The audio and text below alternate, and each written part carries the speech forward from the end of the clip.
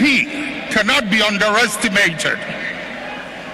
You know it, I know it. They've been in existence for a long time and have been changing their names up till this day. The nature of who they are. Listen.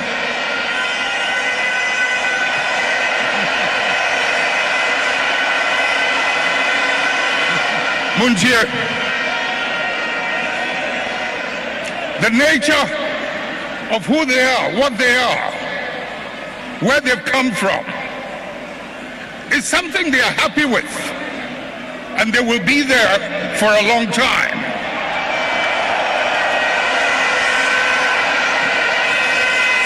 Let's not mimic their behavior. Let us reach into the principles and the values that emerged out of the circumstances that gave birth to us. And if we can hold onto those principles and those values, we will move way into the future and no one can ever defeat us.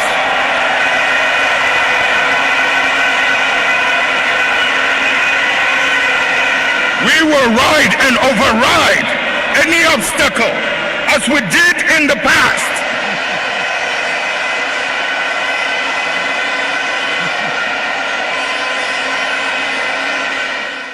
The NPP cannot be underestimated. You know it, I know it. They've been in existence for a long time and have been changing their names up till this day. The nature of who they are. And as I said already, I'll run the leaders but most efficient government under the Fourth Republic by appointing not more than 60 ministers and deputy ministers. And I said already, I'll work to abolish the payment of ex gratia and cut out waste and ostentation in government. We shall work with Parliament and all stakeholders to complete the Constitution review process and strengthen the separation of powers. Government procurement is recognized as a major source of corruption and misappropriation of public funds. We will therefore, among other measures, set up an independent value for money office to scrutinize all government procurements that are above a $5 million threshold or as shall be recommended by Parliament. I will give anti-corruption state institutions unfettered space to operate. The days of the clearing agents must come to an end on January 7, 2025.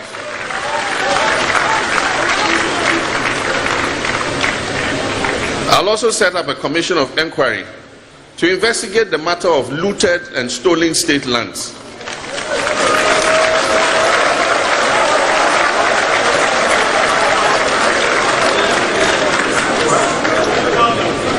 And the same commission will make recommendations for resolving the vexed issue of expropriated Gardangbe lands. And to deepen our democracy, the fourth estate of the realm, the media must also be given a conducive and collaborative atmosphere to operate as the fourth power that they ought to be without threats, harassment, and assassinations. In this regard, we shall speed up the investigation of the assassination of. The first thing, government must take responsibility for this messy economy arising from its reckless borrowing and mismanagement of the country. This is going to be one of the immediate actions of my government, God willing, when voted into office. I'll lead a process to set a standardized limit for public borrowing.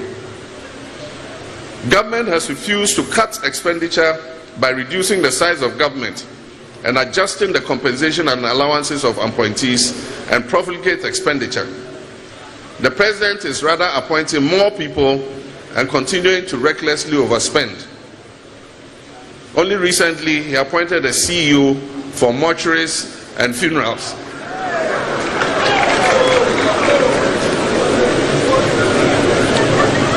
John Mahama and NDC government will respond to the concerns of the Ghanaians.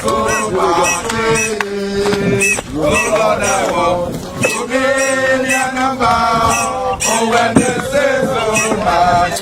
Oh, when they say, Oh, when they say, oh, when they say, oh, when they say, oh, Martin, oh, my days go much. Oh, Lord, I want to be your number. Oh, when the days go much. oh, when they say, Oh, when they say, oh, they say, oh, when they say, oh, Martin, go much.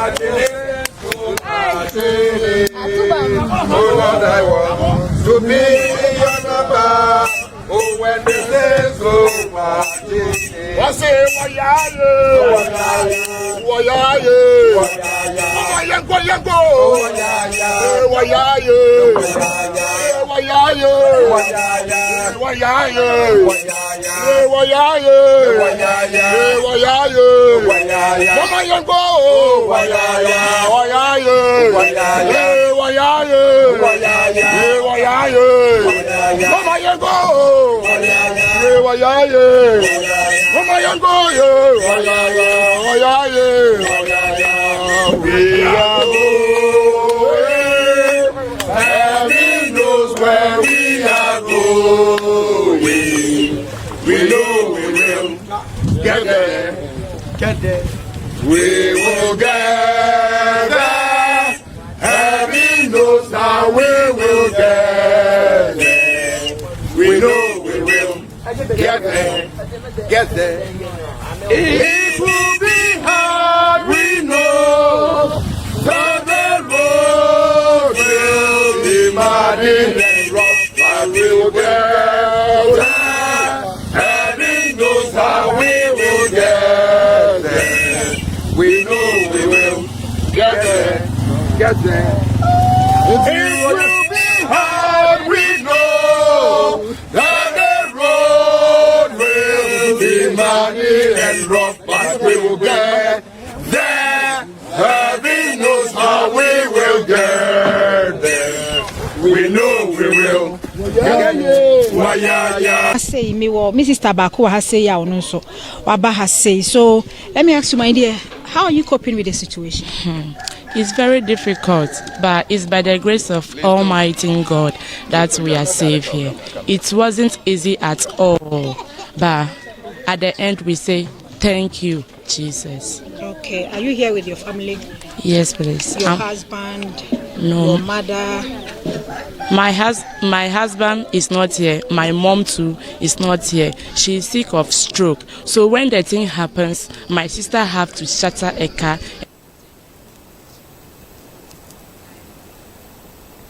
Okay. That I hear. Okay, so sleeping in the classroom we are finding it very difficult because there is no space as well. Mosquitoes, wall gecko, and so on.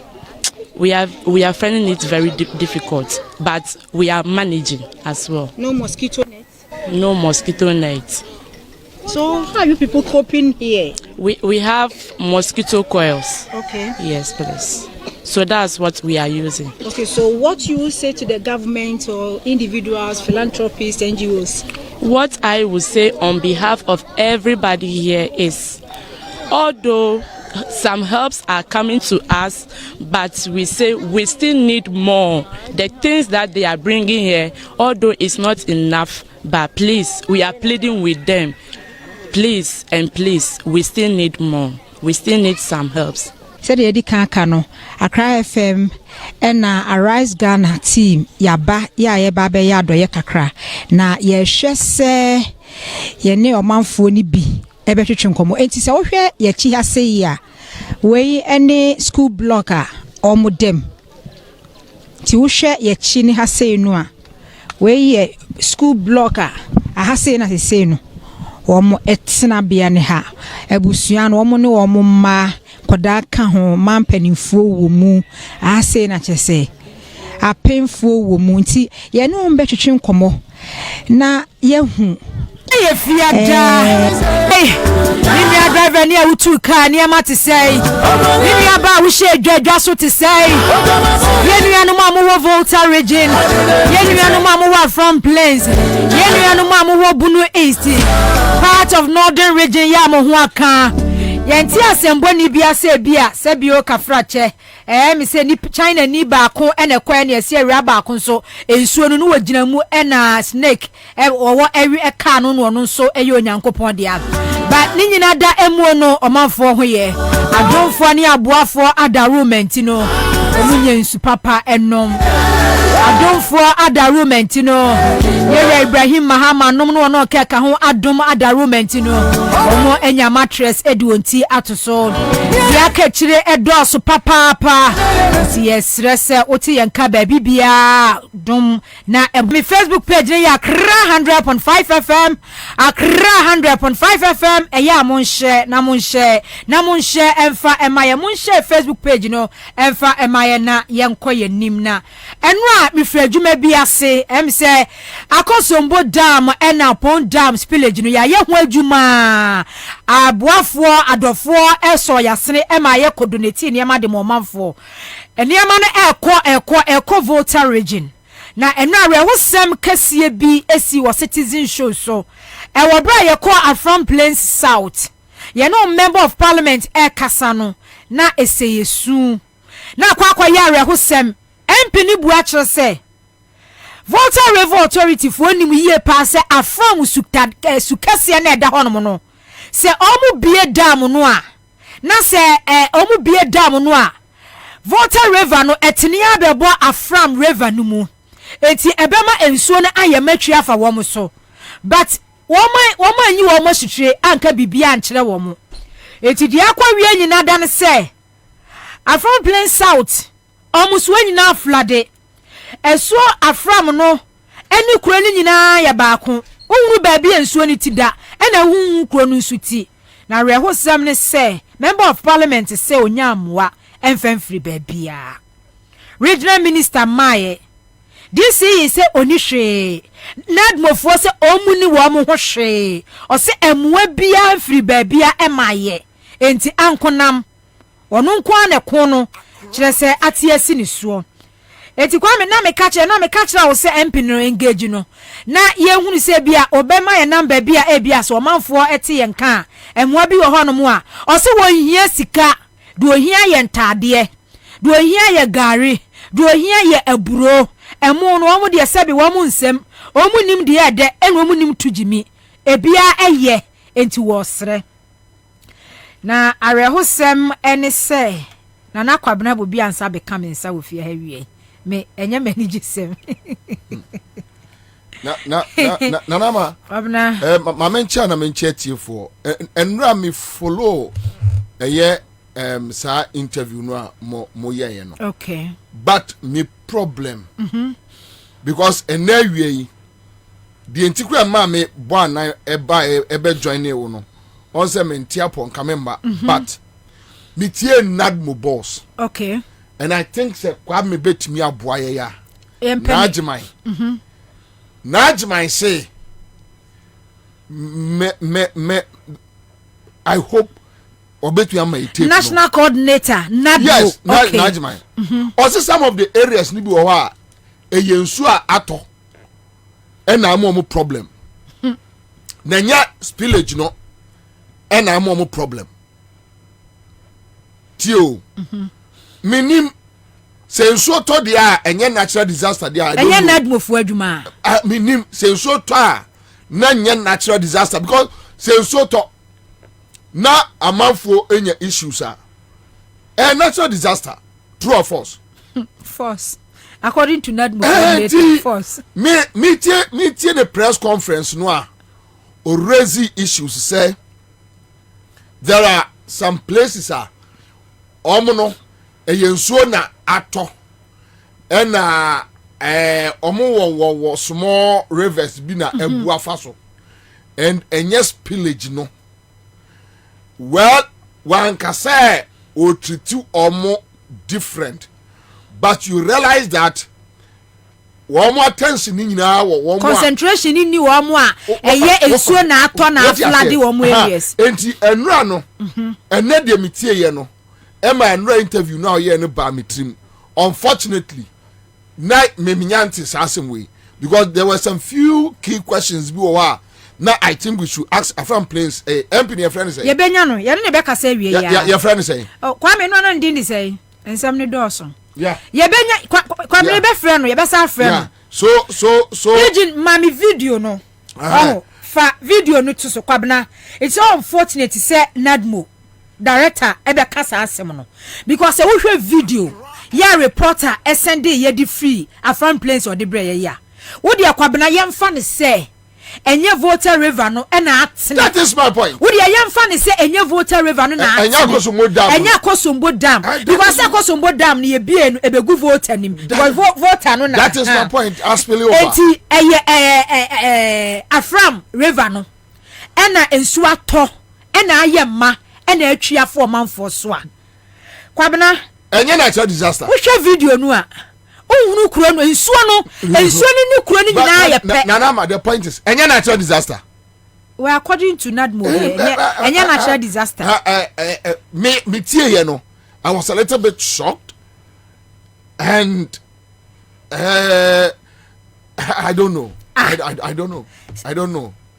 Enti say just some concentration wo voter rate. Yes, that is what they are doing.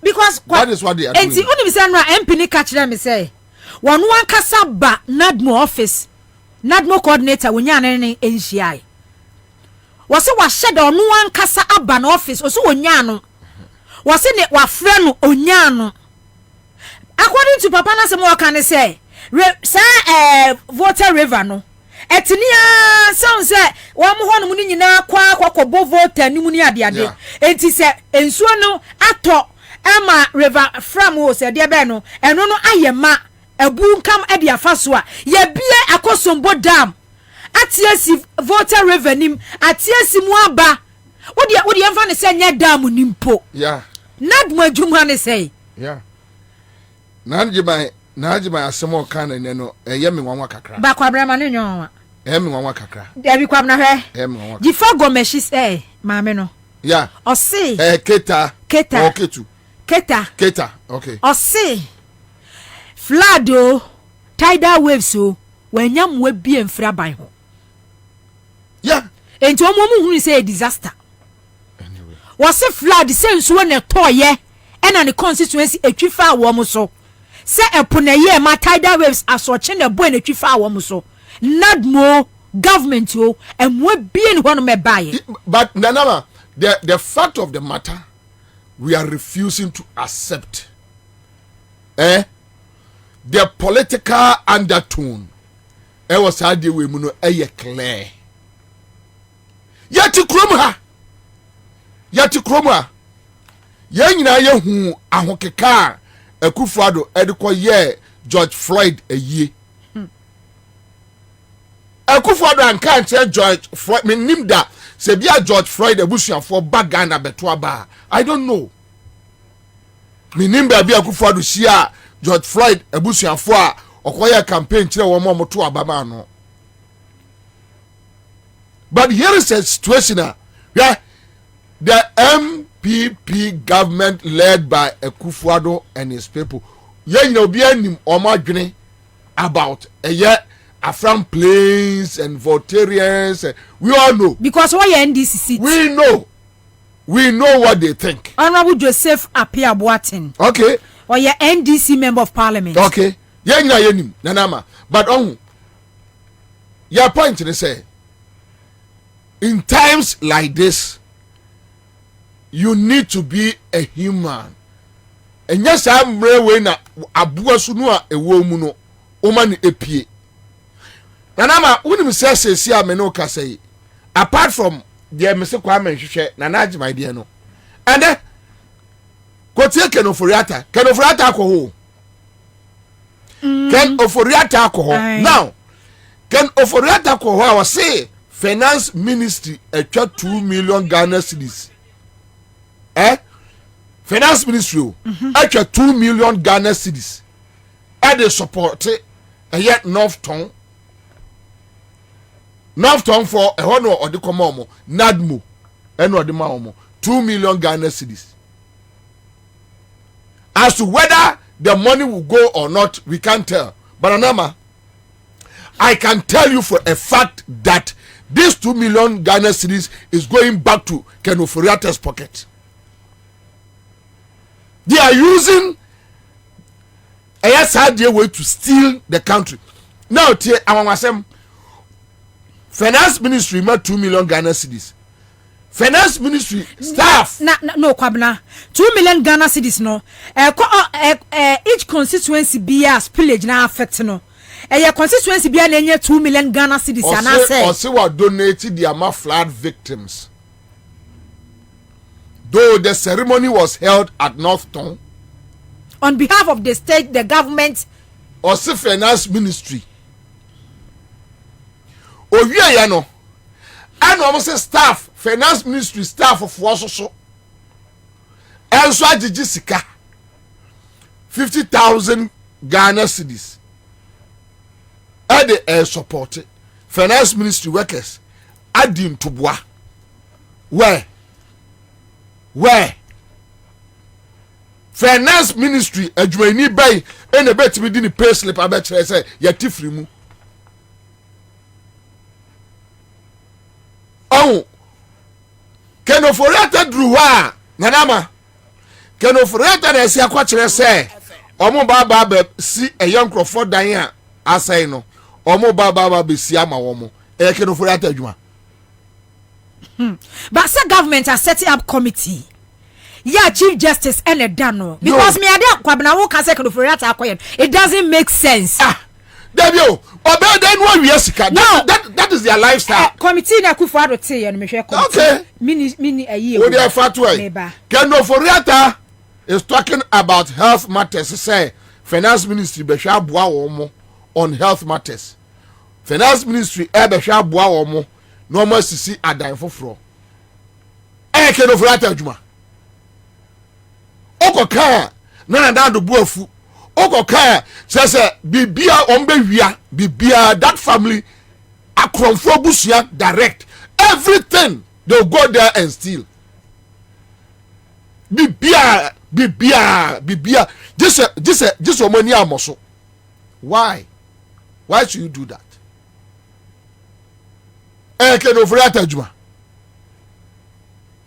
I think we have works and housing, right? Local government ministries, and we have a health ministry, right? Ghana education, Ghana health directorate. See, I know so. Ghana health services, so more. So if we want to deal with health matters, do we need Ken Ofori-Attah that the finance ministry prepare sika? The finance ministry prepare sika on 2 million Ghana cedis way from the enya dia ebeko anko ba bia we no omo be chama maywa girls keke we omo girls a budget na aso omanfo a omo ye affected e was a flood we mu no enya dia sika ne beko omho. They are going to insert omo girlfriends omo wafasenom omo nuanom edi ewom no they are jisika no in the name of the affected people. Ade amoba ya no nanama. Apart from that, they are not going to do anything. Look, this $43 million, the people should forget. Brother Champon, no, ombe this carrying na. And yeah, they are scanning back kwa monsa. Omo be scan edi. And you see, nanama with the kind of niema air kosono. Emma Ghana for bebre idea say Akufo-Addo ne nkrofo ne sheda. Let's do it. Yebenya aya assistance. Ayi your friend say Ken Ofori-Attah say your friend bibi bibi shield. I think say a fund. But mentimiam follow ni ye. He mentioned it this afternoon. Something shield. Yeah, you know, it was a disaster shield or something. It's a fund somewhere. And Ghana is assigned to a year. So a friend say fund, you know. hanso omo ko jiska ade aba no mo baba bidi so emma amanfo mo nam street mu enya idea be say look almost said that to do this so that they can just use it to steal the people. Kwabena, no. Yenhwe interministerial committee to address voter down spillage. Enti enie omu issue 13th October 2023. Yeah. Enti the committee is composed as follows: Chief of Staff Chairperson, Minister for National Security, Minister for the Interior, Minister for Defense, Minister for Energy, Minister for Finance, Minister for Local Government, Minister for Works and Housing, Minister for Roads and Highways, Minister for Environment, Minister for Sanitation, Minister for Lands and Natural Resources, Minister for Information. Sikana kenoforiata. Edi akwa jina North Town Kwabena. Free na account mu. Finance ministry na account mu. En we yi scan en we die free. What is say sika ne koi? Oban fa health and count. Health and count. Health ni committee ni. Sanitation we reduce. Omofa sanitation. Yeah, omofa health and count, but say I was say health count. Because Ghana Medical Association for doctors here say kasa fa ho health implication. Enjo omofa here for. Okay, omofa chief of staff one a chairperson. And omofa national security Kendapa. And omofa interior. And omofa defense, energy, finance, local government, works and housing, roads and highways, environment, sanitation, lands and natural resources and information. It is a Kwabena say finance ministry be a bibia. I was falling under this committee. Finance ministry no can offer minister no ene say omo ati say de waka say staff no. Say staff omo ministry ho no no ena agin to bo say de omo sie no. Ena omo say omo nya say sika no kwa donate a. Well, eno de but say can offer ko gina ho say finance ministry sika wodi ikonia. Ya wo bia nemu say every ni data bank, every ne shares mu, every one na account from state ni coffers. Omo wia ya keke. That's all. No, but omo wia Kwabena it's not yenim say enye fair. Bibi omo ye bia enye fair. Enye fair. Yenim say there be damra da me be kan wa say champion ministry ya omo issue statement say World Bank sika over $40 million on da kwabo pharmacy. Eye omo pekwan yon be fa so a omo be lutu. Na we de ye de na ba e de ne ho aba. Eti by the time I be realize no say $43 million no na be say $3 million no makwa akoche. E de ama pharmacy no $40 million no because obi en ho Ghana ha say be na ni bri sika chen bre champion. Ope hunyade na edwapade sen bre champion. But say also be the president. Ono nso. But say Kwabena say mo na mo sia say mati committee. Ya committee no eye adwuma ya mo say information ministry eye ho press conference or say week bi omo ye twice press conference twice no ma update Ghanaians the omo ye e dia fa sa affected victims no communities no it is second of real sorry no wo voter region one constituency could donate 2 million Ghana cedis no one any staff omo ministry no ma eno no e fall under e dia bay eno na se kire ne say kind of real voter region constituencies do say na Kwabena omo ho aka Keta for waka Roxy Ness and Dafia Mapo constituency. Why you me constituency?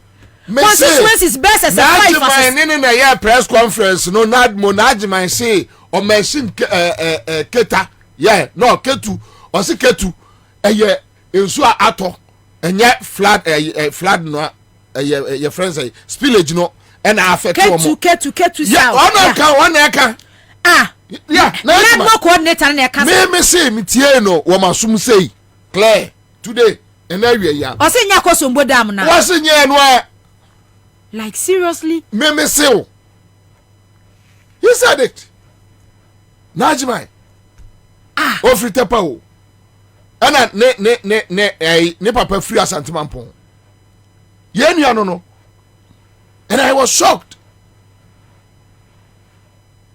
So shocked that Najimai where they can say asem they are so irresponsible. Minim kasa ba wo mumu I don't know from a Kufuado to yes I girl no your friend say that girl what is her name Gebe sa abayo no okeka nkwasi asem no Frida Prempe to say abayo no Fatima tu se to Fatima tu na enemy tie na agimai and I'm like Kwabena yakoho ensuo de da ho voter ye ensuo de da ho akwaso modam no mu bie na egu voter no mu ensuo ne tene yakwai no ama in times like this you don't make such pronouncement omo ketu omo achire omo south omo achire omo na so omo nchire omo they just need help. It's so simple. You don't need to make such pronouncements. So you are telling us, and let's assume that Ketu South, Diano, and Yakoso most village, and so what? Ketu South just FAC problems from these tidal waves. And Tina Jifas will be one. Yes, they don't care. So be from what Nanajimai said this afternoon, they don't care. We are not more coordinator. I found place in Sway for Crow. We wouldn't sweat to and then what would you not crop when you can say and yet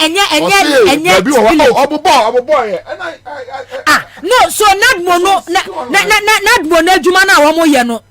Not mono Jumana Wamoyano and if I swan a day. I don't know. I don't know. Ain't it Kwabena at I don't know. Flood victims enyamwa. Flood victims enyamwa atwas. But every year biani it was allocated the Kwadadmo. Me say individuals eya wo Ghana ha emwa omde ko eya those areas no. Edo aso chen they are buying aye. They are using this to steal us. Akufo-Addo is a thief, a criminal.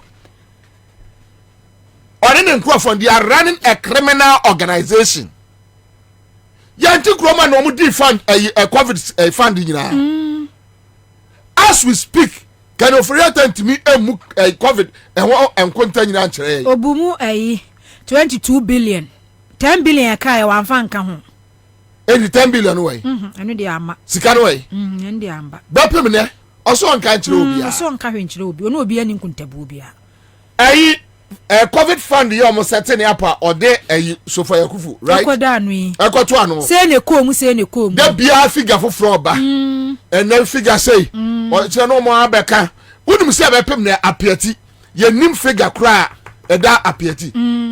Apiati fund na omote ye no. We don't know how much. Ye nim wrong figures. Or che say and they say ono ma me no what ni ababesi na so nchemu no. Ya wasu okura Bible eka nyamsem no. To the bia I'm friend say a light and salt my woman no. Joyce aye. Ni di no. Joyce. On a light and salt. Light and salt. So say akra National Cathedral no so. Criminals so. Na criminals nkwa okoka. Criminals. All their wealth you see they have just stolen from the vulnerable, from the poor, and it's so sad. Enti o say IMF sika first strength ba second strength ba beba o mu ni obi ani nkuntabu obi a nkuntabu na ne say spillage no ene ye de ehwe omanfo a na obi a watimi afre central bank se twasika maye without parliamentary approval. Obviously ye here obi approval. Twasika ne maye.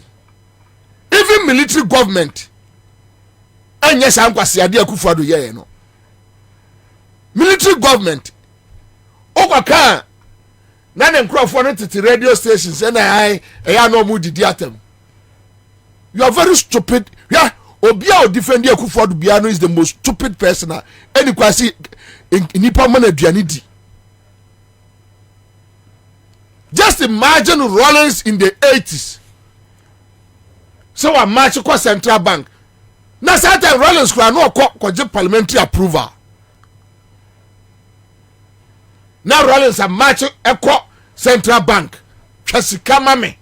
na me mfa nko ano no wo maachi aba ho wo na wo ba no office no aka chense ko tweska one was sorry about you can imagine no you can ayi office say tweska ba pem na me no ka say enka ye history ya cho hu book ka enka kwakuba ko bag say tie ni na papers se ho na wa ya kira how Rollins run Ghana down Jessica 8 billion I so otumi ma central bank Jessica 8 billion I say ni nyina ka central bank Jessica sometimes eya na nyese obi antai obi and obi me to be honest with you whatever it is there are certain people me no ni bibia ye kopim se wi ase be say me ma ofie me hwe also ma me fie me hwe onye bibi ma me ma ho me so nya bibi ma me ma ba bia me wo me no ni bibia ye e o wi ase we but you see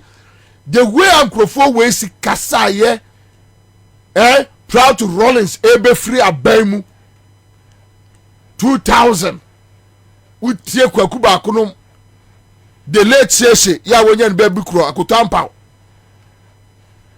utie the kind of interviews some of us were lucky even 2002 3 4 ya ye be ya juma wo Hello FM kwakuba akonom ani sefaka anum ba Kumasi a just Rollins in some on buragu no. And today I sit back and I ask myself, so these guys are they not asking say because now they are beneficiaries so they don't care. And clearly Nanama, the fact of the matter is that time no Rollins and from Momuni. Aha.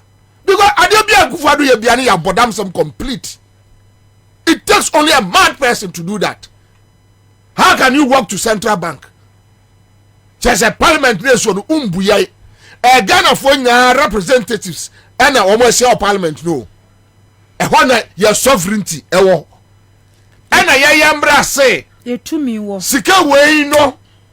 A drew baby say yes or call unyas kasi yes or call na kwaji approval. Osmenko mecha adi wadi COVID bebu nkonta osmema medi COVID fund apieti Ghana ni bia ni wa woti ananama onim how much ya apieti fund Ghana ni bia ni wa onim how much ya eda COVID fund no any even COVID fund dey no mde ye yenim Kwabena yenim di amde ye can they point to one project say sika Kwame despite no mde begu COVID fund num no say near the can you point churches, organizations, institutions, private companies, sika almost sway almost the buy millions millions of Ghana cedis. Yenim do amode ye. Omo discanning na. Yenim say MPP co-opposition. Now within 2-3 years, MPP need to misre ade aduani dia. Radio so but there's a Ghana for this any panel fakwa bi so no they have no reason to become poor but say say MPP say Kwabena mi say mu ache na na mai ebi didi na ekwam nso dibi eh for the come the omo omo ekwam no tell me eh for the come the omo na say Kwabena bebere ekwam de no tell me eh for the come the omo e wo MPP mu eh for the come omo nyina edidi eh for the come the omo Kennedy Japan wo su sese Kennedy VR contract sanoto eya wanye sikaro de yede onu de so wa men enti why na come de no enu na se Kwabena omu ne de akom nde wo mu na ifo de come de wo mu no na Kwabena se de awu kan Samira ba umi ase ebinu mu amen eti no amusi yenku opposition na wo mu no ayo ma men Samira de so abodam da bi Kwabena asem ne ono no kire se bi amen eti wo mu amen si yenku opposition eti wo no nso no awo men ye no si yenku opposition minister be fie na obekọ eti na mai wo hwemu a MPP for no why na come de no obi akom de no o de so defend kromfo da bi obi akom de no okoso defend kromfo Obi a come de no. Na o defend the crown for. What be that? Obi a come de no so to ana atwiafa ayi. Obi a come de no.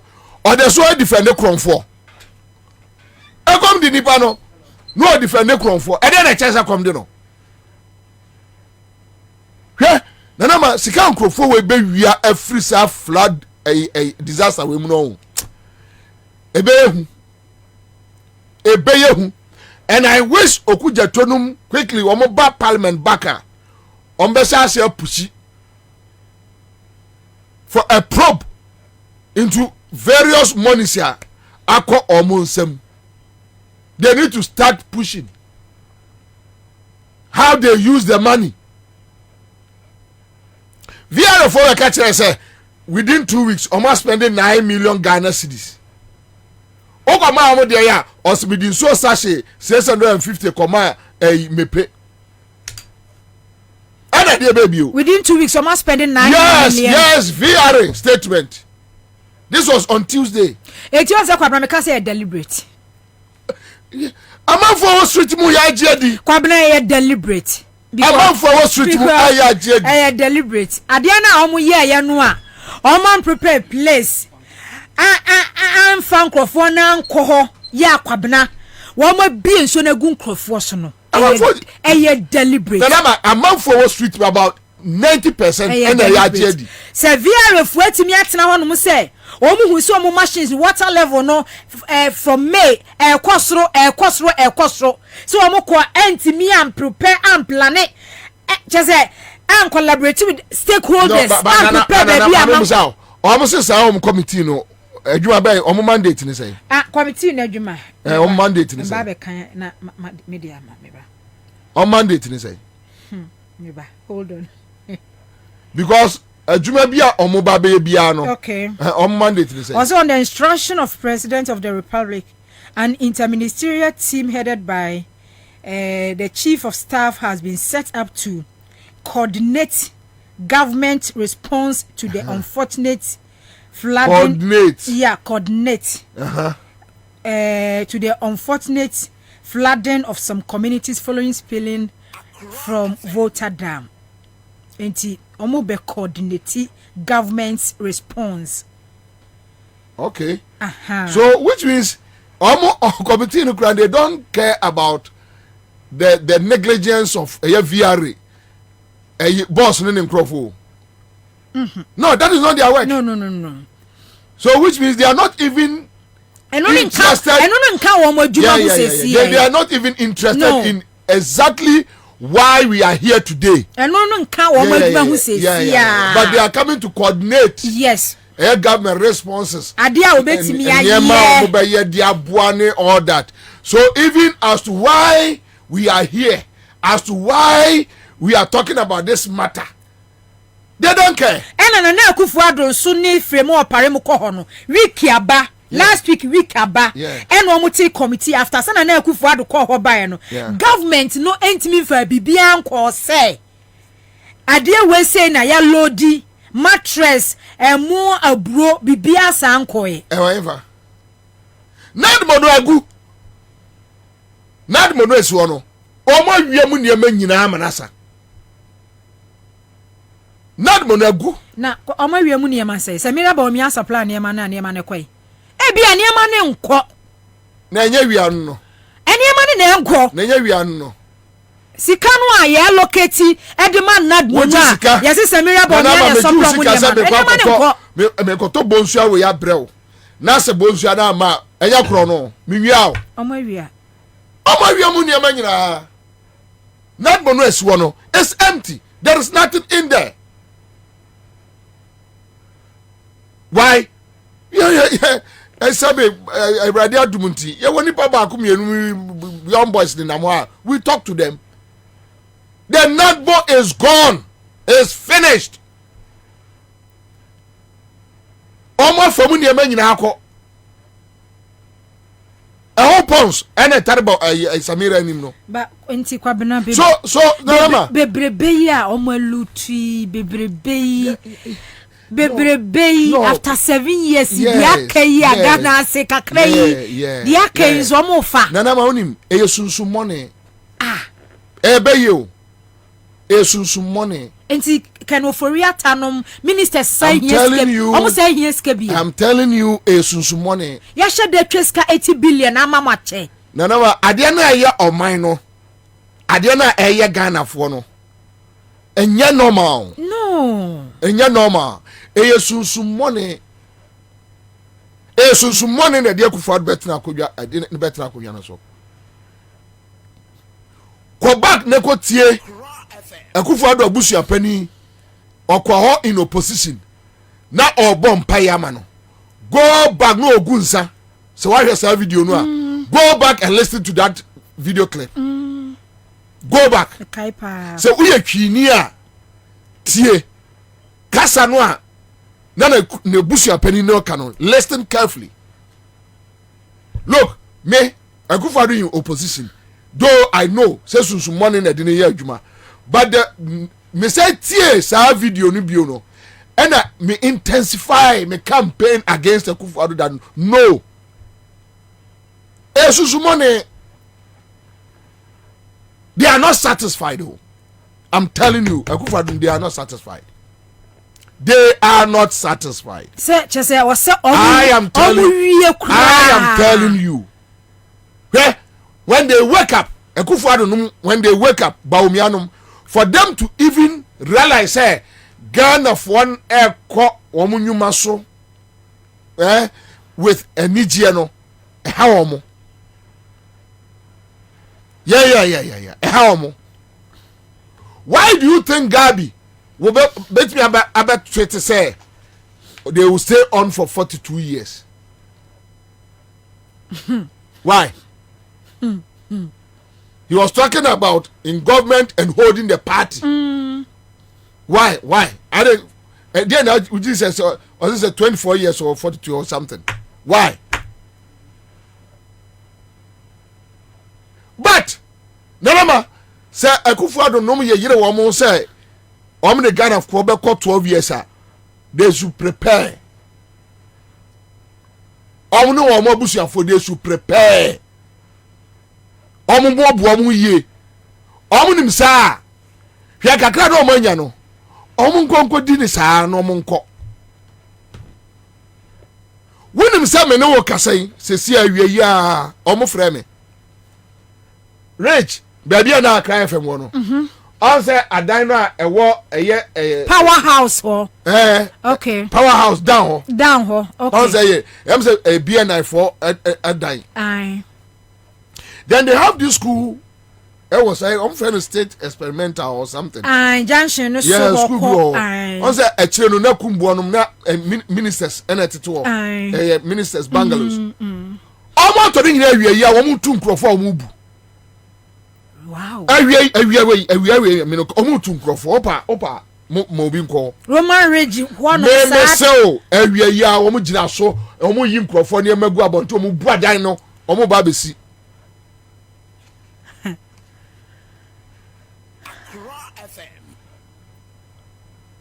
Omo fa bibia everything omo fa bibia esusu money ebeye they go to sleep and the thing will tell them say no this is not enough, you need to press on. Government response yati committee can offer that okoyeda 2 million okoye chese okoye jawo a committee way and I can offer that. Finance ministry is different from the government. Eno na menti ase no. Ade na Kenoforia taye no Kwabena. Me say we no omo de baba say omo abusuafo dwetiri. I gbeni ba kokura ni wa ni dimbeko. Look, they can't account for even one cedi of these 2 million Ghana cedis. They can't. Because say Kenoforia ministry ni wo bibi Emma flood victims are. No committee for government responses. True or false? True. Yeah, ministry ni ka committee no. Who minister no ka committee. Who ka committee no? Very good. And day and a dream ka fem. Yes. Another way to steal us. What is the 2 million Ghana cedis is to 20 billion cedis. And this is can for Riata say all the constituencies will voter region who can yenchema affected flood victims. Affected flood victims. So 2 million Ghana cedis. Yes, 2 million Ghana. Yeah, Ebia Kwabena. Ono so senior staff. Ebia nyame oyale yank wo nyame sane ya de ono ayi ni sika no de ma akoma. A finance ministry. I say. I finance ministry. What committee are they are coordinating government responses in times like this. So we assume say yetia ye ka say no omo didi nkomo eniema ebeko sika we beko ha we beko ha and scaling now so be finance ministry and aba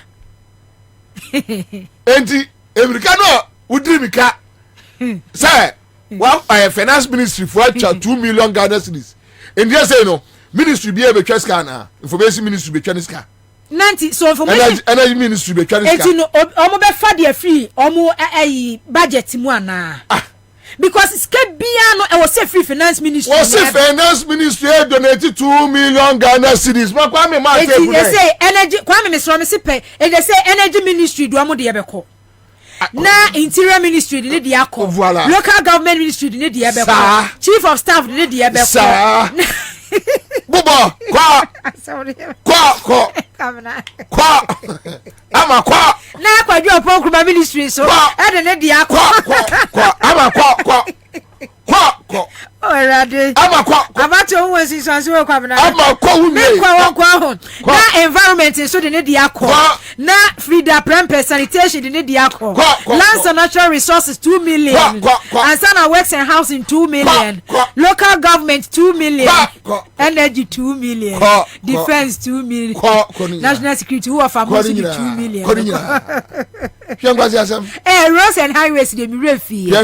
Wa musu de 2 million. My classmate no dem ni wie school na adworo wa jimi che wo mu nyina sa akwa no obedem amakwata na Kwabena o seti committee amakwata bedem e wo kuro mu anso ono so grubbing wati asim why grubbing ni jimi ti na o ma ye to ye to boot mu without going to parliament o sa o mu tintinti no a o mu bu obi a no we sorry anu akotwa sika me nko parliament we sorry a ye the parliamentary powers institute ade eya ye wo mra a guide ye to booth what me agun without going back to parliament yeah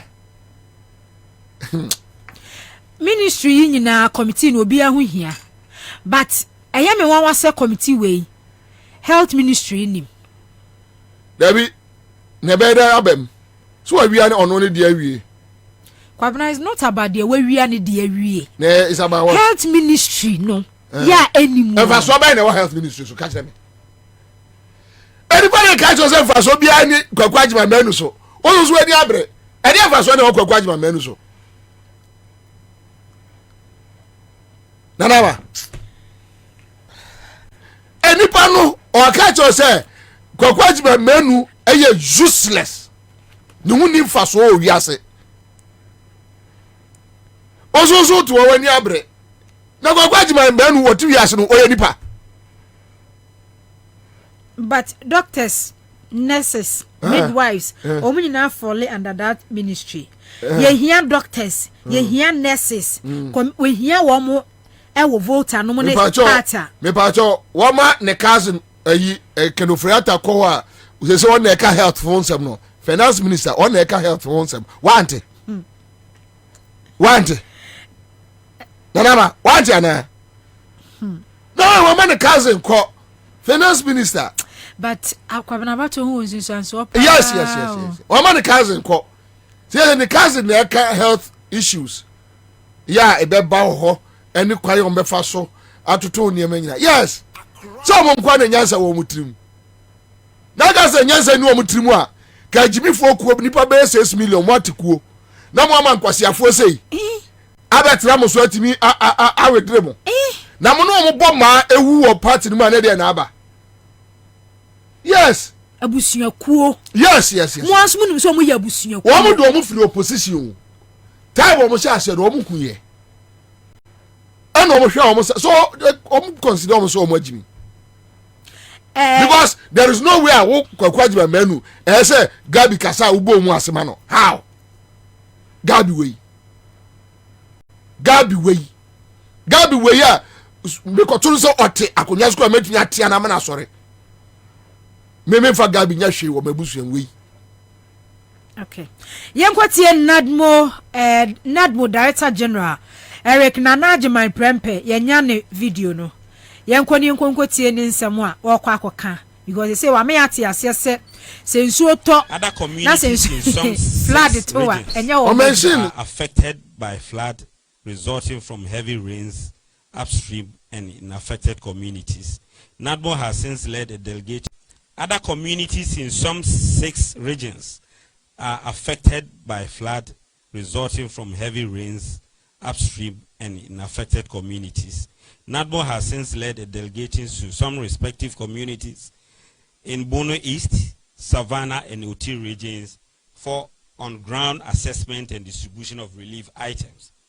To this end, I, on behalf of the government, delivered some relief items to the regional coordinating councils to these regions and also engage stakeholders, including chiefs, in the affected regions. Let me state categorically clear here that most of the affected districts are not as a result of the VRA spillage. In fact, majority of the affected districts are not as a result of the VRA spillage, but as a result of the torrential rainfall and the overflow of the black voter in the northern part of the country. Nadmo was able to provide relief items to other districts that were heavily flooded.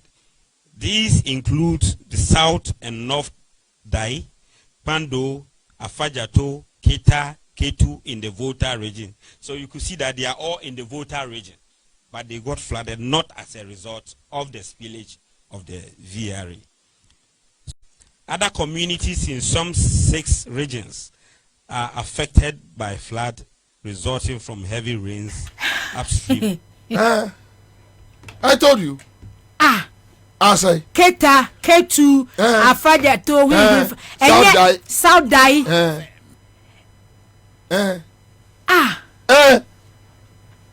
Make us something. Na black voter no. Me Johnson. Me Johnson.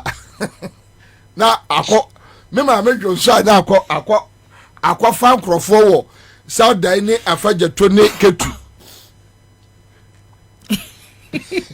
Yes. Me Johnson no pa. Oh, udi omo echi a. Tambia ye beka so onye. Kwasi akeka nko a. Enti yema nipa mo South Dai Afajato Ketu Keta omungu adaya black voter na ye betwi form so.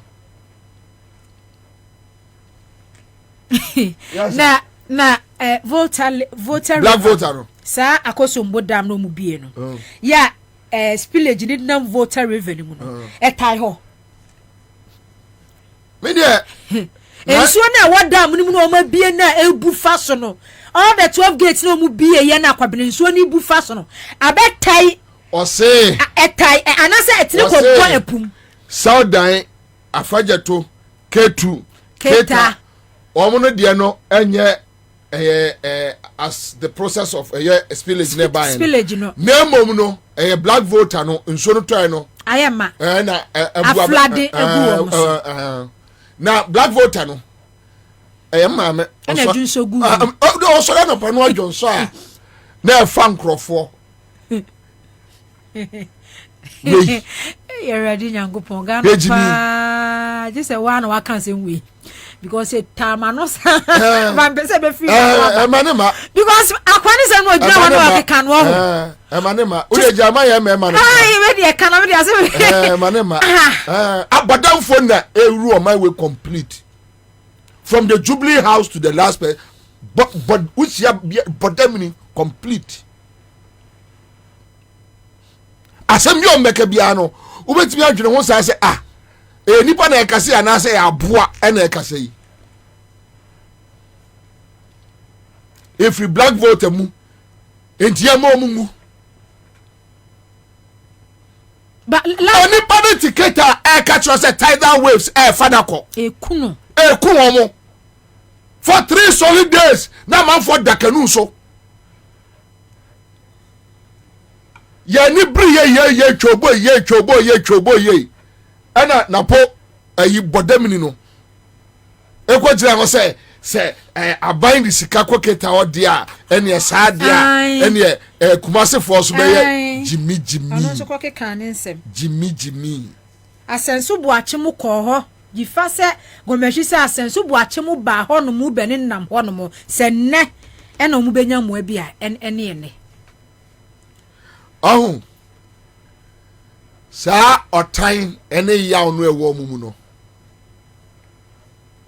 FMP ngosi agawo yeah I'm telling you this crop of MPP leader na me ya mete so mo nkola ni di nkomo kofuanum ko opposition dia na motimi ye yeah ekufuadu ni nkrofo ebeko opposition no be so fa che nipa biara ebe shoki wo mo nkrofo njindi o oyo ebe shoki wo mo dabi o enye omo opponent NDC for no NDC they do any to omo so a they will go back and chop with them yeah street move for be hankrofo we papa udi obehu ya amana adane gang states no enye bibia o enye bibia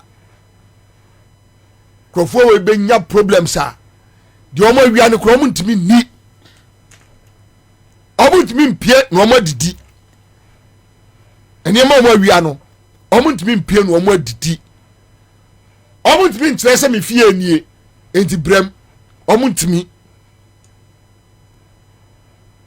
udi obehu nanama yati kroma mesu obehu ombehu bibi they will see something that they can never say so say when you see something say something say something no ombehu no they can never say it because omo hunu koye be fa so aba hwe kwasi asem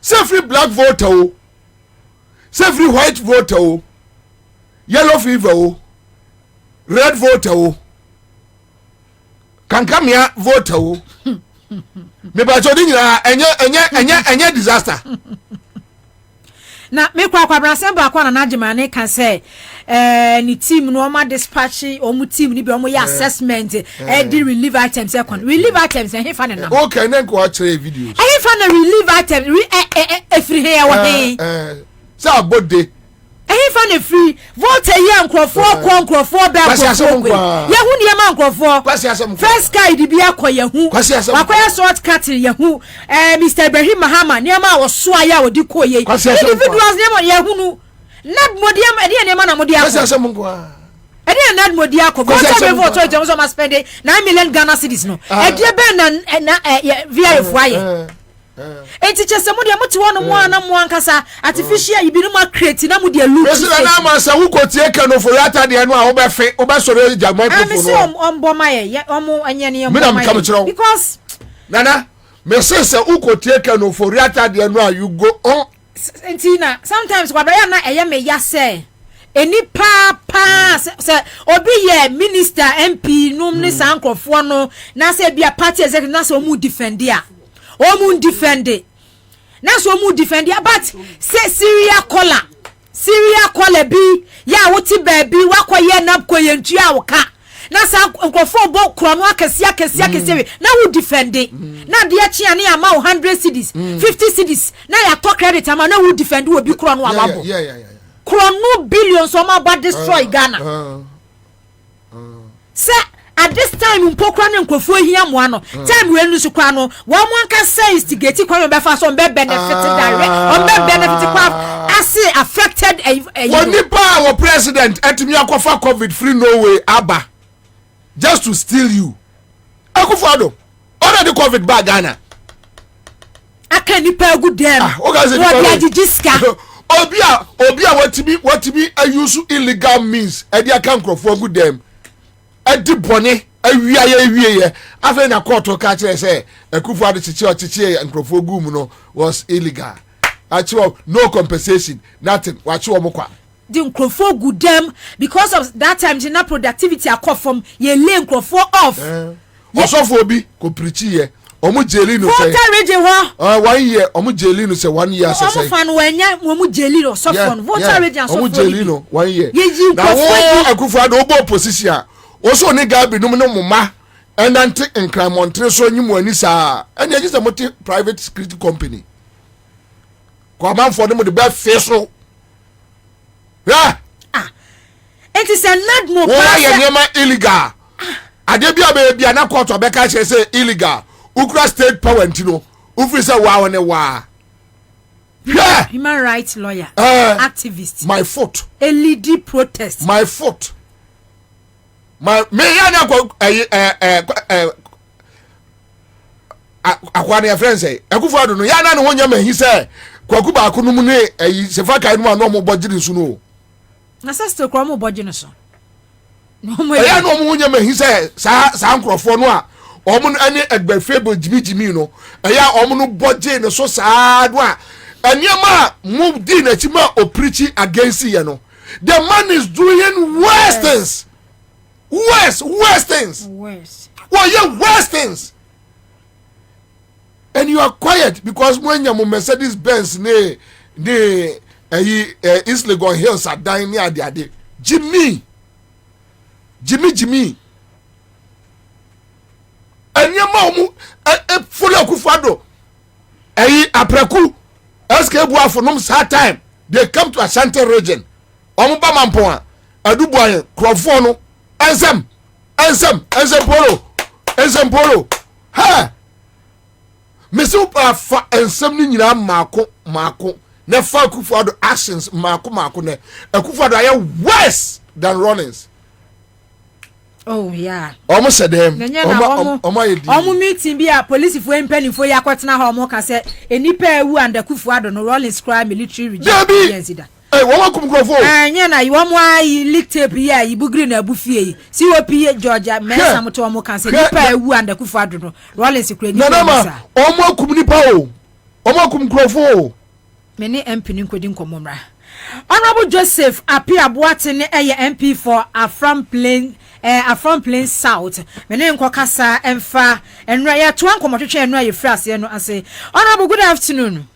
Good afternoon. Na apom to say Enya dom boko na so e. Nyame adom ya da se wi enso yensa aka obi mu.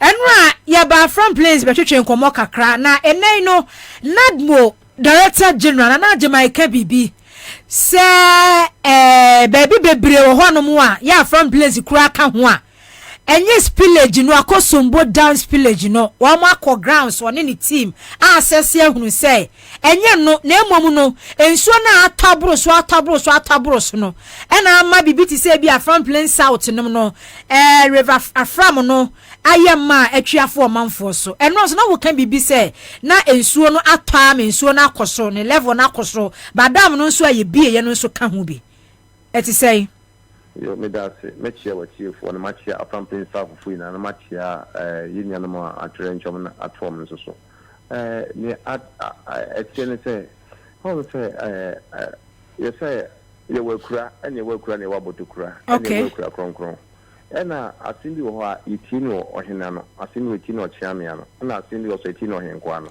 ndi so no panimu ni na director general no da edomano no na so no tini ba anti fast funding then on no year ya otimi say enye yi we nta campaign square na time akwa me nkoma bi down no fa pichikufu nyina nti ma ye be resettle o furufuri in community na di furufuri kan resettlement community na wo na 10 year inso na talk to campaign sa o de fan say me be me start cry we need primary year 2012 na we need primary nti fa say 12 11 years ni no inso to afibia ba fi we die no abroso na abroso no enye nsu a nsu dudu na to na atwie kofa amanfo fie sere no na menye na bi okoya assessment na otimi ebi na no ka say spillage no enka ho adinti na enka ho ye ne yeti ho di time ye die dam na nsu no eyiri even afram no ko opebi ma e na afram no odi yiri enya time nsu kra to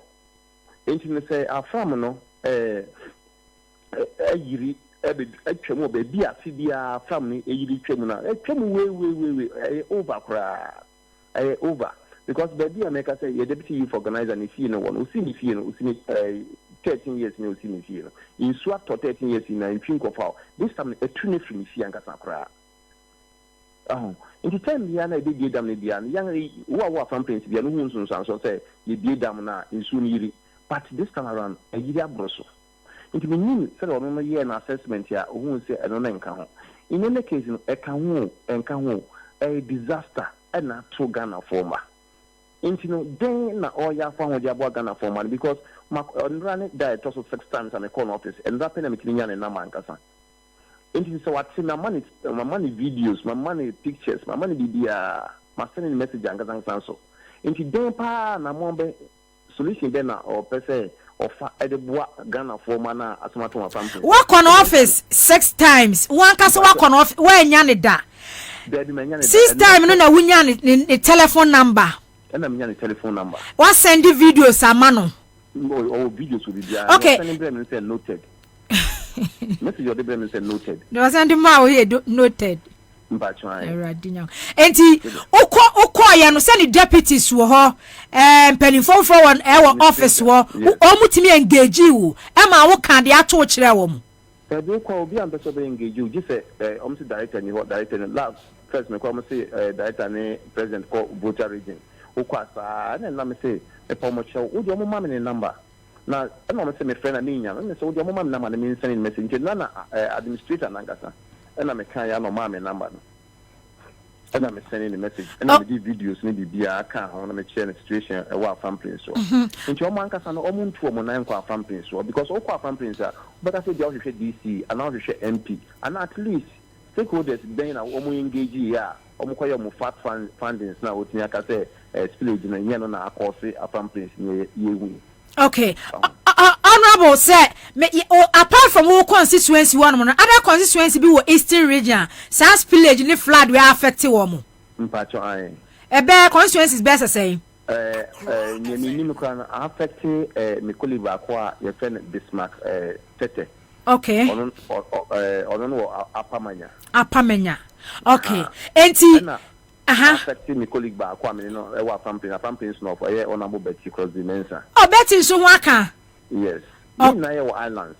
Okay. Islands or na islands no ye said you give me an adam for night before because someone fishing no more ye. Okay. Na ya no muti and 3 constituencies so nyina ye NDC MPs. Yes. You was so no mpan say Akami, my colleagues, me know Apamanya, I think Apamanya and Lower Manya. Okay. Akam. And I so I'm paying staff and often so I can't so. Okay. District no our NADMO office. Eastern region our NADMO regional office. And they said ya wo can say one kasa kurana. Would the waba 9-6 times. Aba director general office one cry. Unya no. When I was sending videos. NADMO regional office no director wo ho ne deputies omo no omo me emma ho me assess situation ni mehwe said the ho sitie obia ensi ho obia emma ho obia mba from prince wo ko de so nko ensu ni sokora na wo cross pantu na corona basis ni echi amanfom omo so affect him badly inti no crack kekora na ho obia ensi ho media for pen akoko from prince ho media for pen akoko from prince obiansi ho not even a regional minister and anything a regional minister if you want price so in your onumpo and let's chap you can say a champion someone onokwa omba ho obia mbai nadmo mbai sanitation mbai obiansi ho because report bia wo mu a region no e wa nadmo director ho district ho so report no from district level na bia regional so be assessment bia enti say national kra no director general no enye MP kra na in any case kra no ono na was sending videos edi akire koba enti na me pese me hunu say regional minister regional nadmo director district just obia kono ho obia mfa obia ho ho na debi obia si ho na nye kosi na no In fact, media for and a Maya dear pa or Ghana because day in day out no more manu busua can amokaman mobo and about when you pay biasun to think as a baby and a being for biasun. What do I say? You call this is level. This is level she not is the more office in woman office in poor this is level. But some not more workers or this is anymore. And what you know region is small man call region. Almost just a national and on Binyan and I hold region in the anyhow. And I'm young, so I can young some found moment on a member. My costa, my cordial question, one of a bay, no back on not clean and clean or no be a crumb by Juma. And the third day, when I mean, I will be say president, or nay president, director general president, a call voter region. And I'm called the following day and said, Yanoaba, and this man got to know. Into me chat to move 2 days, and I'm a coy, and I'm got to administrator, and I'm a kaya, or the director, Namama, so I know crown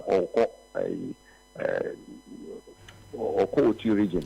And I'm a Jane, I'm sending the message, sending videos, not the other channel. Pay me sorry, you know.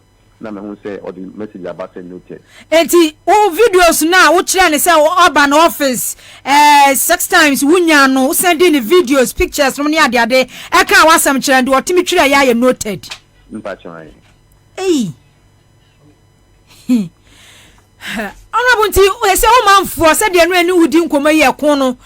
Obeka se bema unkwa na ojina kono ekuni mu odin omanfo asetire mu wadidie mu wonda hie mu ni ade net sei nra kwa me ni bika sana me sade cs look mi ntimi nya bebrede but nka me mpe ebru kakra na me mfa yen starting to share more na ya no ebi kwa bi se no na bo ye be soja no kra wa hin ayin fa na ye ko soja no no I heading. Now, omo bisa se omo be soja no, omo da so ati nsuo nim. Sa enso na ntwen yo. Enso na ntwen yo. Na se de etwen no, entwen se enso ne ba ne bum na no. Nti se ne dan na yeso ye ho dan no, most no, won se ho e deprived area. Nti most no enye block dan, eye not dan. Nti enso ne ka bo se half a year to agu. On say so the don is abu one da national say so the don is abu half na yeb na insu time ntumi kwa nko soja wo ntumi nya hwe wo nti sa wonam kro ni mu ansa wonam mu chon sa na de nam kro ni mi ya me for the videos in the brama okay wonam kro ni man kasa wonam mu na so wonam mu chon ndi bo say eni ya green won say I some people green wonam mu chon sa na the I don't know kuro no but who so ndia bo sensu nkan da ho angasa nti wunya wo ko so jare mpo wen sesi enu ana wo kase wo hia bro wo hia ntade no ne ade enti eja citizen show kakran so betimi ade aboa ne se yenya we die ekwan be so na ebia adonfo pese wo mo boa wo mo betimi enya wo na ne ma no nsa timi aka. Okay. Odumfo bi opese oboa me ne me manfo no. Say wo betimi a odikoja Power FM. Ana say wo be frame me ankasa e wo 0244 91 60 30 me kisu bi 0244 91 60 30 na say ubet media ja and now bet media brain ya ni beji se wontimi mpo na se obefre na wa my location be bia wo so a e betimi abaje na ye de akọ abusuafo number ne ye 0244 916030 0244 916030 wo betimi so de nema ne bi kura aba ha ya boa no wa ha se yi a emre no so a said ye kwaye wo voter region no ye besan so asoa na ye de akọ wo betimi so afre honorable ankasa 0244 916030 honorable niema be sa na mprempre say ti su bi ma Ghana form asunti wo hia mpempen yenya keta because ebinmu eda asori dem na school dem na abasa nso apai ntontom pa ntinsenya ida mosquito net na say even mosquito coil eno so achi no yensu ne sanse ekurase atonko na de ade na etutu ho ntimi so ni na afei nti say nya te pure water ye ka say ye nto bottle water ne bo be den ba pure water ne betimi ama yenya bebre nti ne senka obi betumi aboa with sachet waters so a ɛno so yɛ ne bɛgye ho ɛna afei ntare no mesrɛ mɛma no nyɛ wo fɛre sɛ di atare no sɛ bi atete anaasɛ atete a yɛbɛgye akɔpɔmpam sɛ ayefiri so a yɛbɛgye na yɛkwakosi sɛ tie biara no deɛ yɛhia biribi nti no ne obi a betumi anya de aboa yɛ biara ne bɛsɔ baabi a wɔ biara so no wo fɛn a bɛpɛ kwan bi so afa ne yaba bɛgye sɛ nso betumi so ayɛ adom de akɔ power fm anaasɛ bɛyɛ adom ahwehwɛ location de abrɛ so a ɛmu biara yɛbɛgye. Honorable Midas, why? Na me sure be brave. Amen.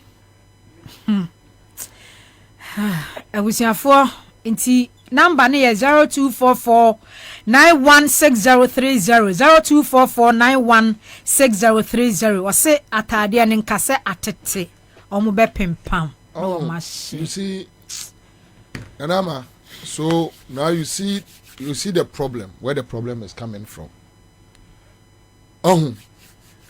They are not tackling the matter with wisdom. Omo fe nyansa ento ho. Se no osebo no omo bo. Edidie time aso. Aduane mra duru. Yeni di.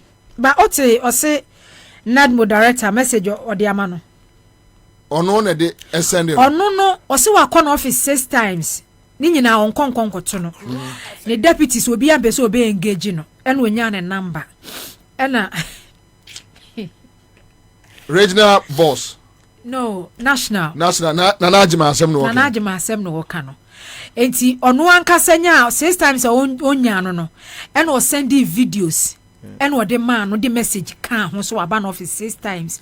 Onya no afenso no ne manfo videos nie. O se papa no ade a chen ye ne no papa no send ni message say noted.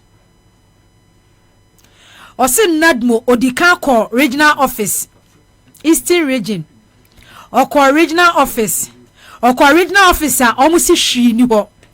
Regional office NADMO director wo Eastern region Emma constituency wo kra mesh emfa na ni mehwe say e de na asi wo. You see Nanawa, let me tell you.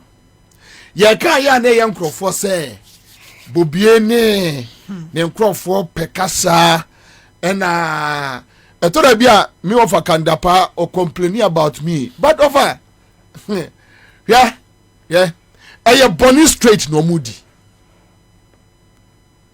boni straight. Just listen to Nanajima yeminia. Oh yeah, no more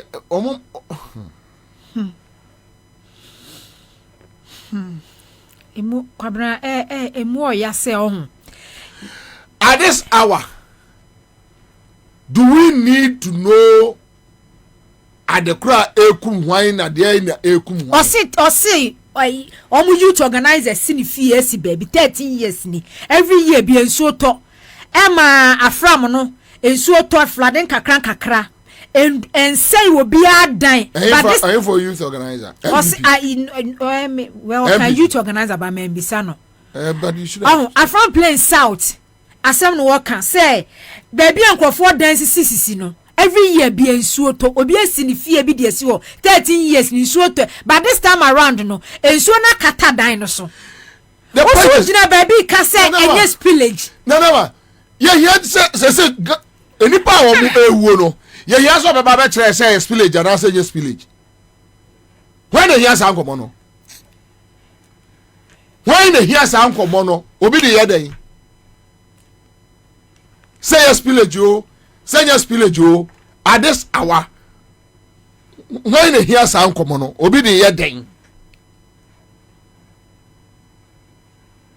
The woman say, Asam esi disaster aba. But here Nanama check Ekufuado and then Crawford demeanor on an appointees.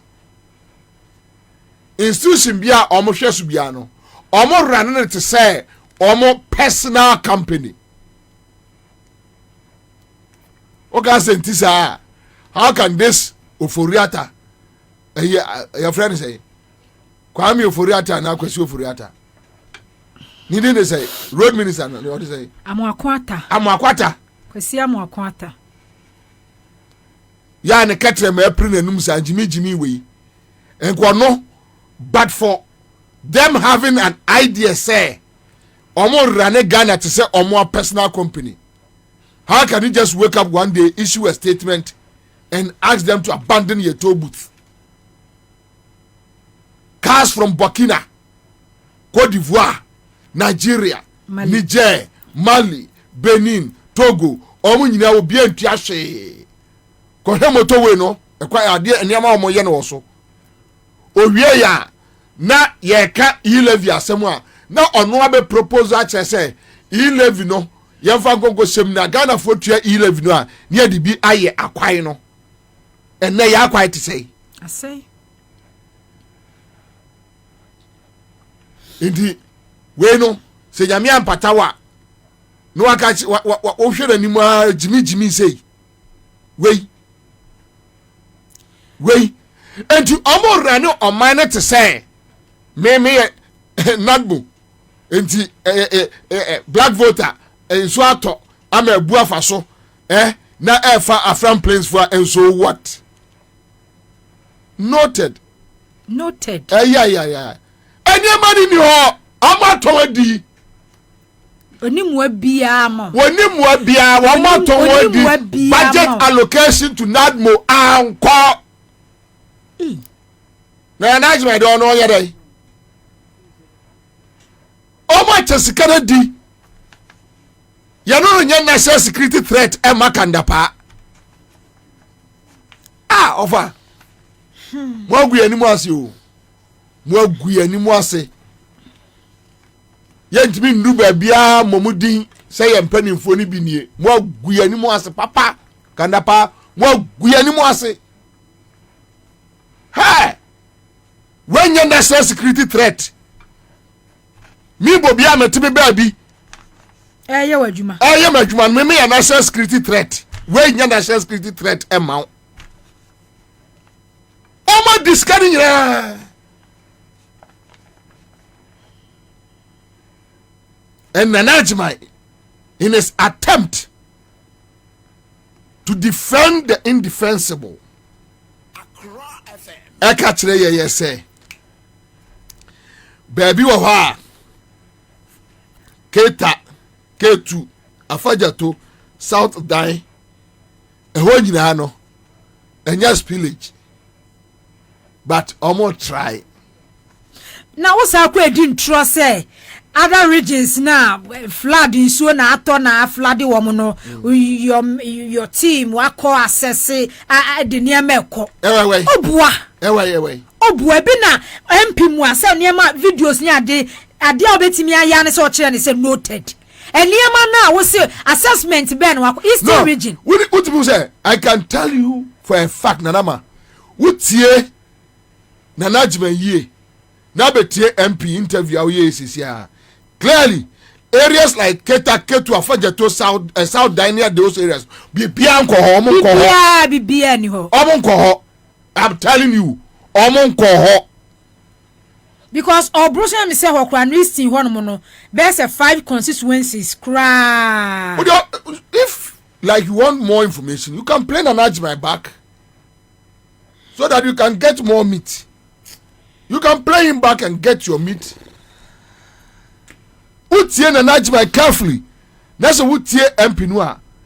Clearly, areas inua oboboy no. Omunsi ho, omunkoye hwe. Omuni mu bia de mo. I'm telling you. Because nso na ato. I am telling you, my dear baby. I am telling you. Wamuni bibia. Nothing could be. Okay. Nothing could be. Yentie Ken Oforiata for finance minister and so. Mandate because it's a changing situation, and basically to confirm that the Ministry of Finance is in readiness to find the resources that are needed. Last year, of course, in Sharm el Sheikh, the president and the Chancellor of Germany launched what we call the Global Shield, which is the issue about loss and damages and how do you trigger resources as soon as an incident of this nature occurred. I think so far we've been able to raise 270 million of the Germans really anchoring that. So those are type of support that we'll be able to look up to, and also our development partners. But if we as a country rest assured, like what we did over time, to have the least number of deaths on the continent of 1,462 or so, and that would also happen. So and then the post relief becomes an issue, and it's not really easy to move back into your old homes. As you mentioned, the EPA systems, etc., will have to be verified for health, and then the integrity of the structures will have to be looked at, and therefore, for us, as we go into this budget, to craft the post relocation location and response for that, and we should be able to do that. So let's really be encouraged. We are here, Minister of Finance, really as a family concerned about what has happened to brothers and sisters, and in that vein, working of VRA. I think we brought something north of 2 million CDs to be able to support the relief that is going on, and really to thank the Ghanaians for the spontaneous response. My two friends at CTFM, I've seen we're in an organization called Africa Lead, all in this together, and as we are, I would like to leave you with one verse. I'm sure you wouldn't like to go without one. So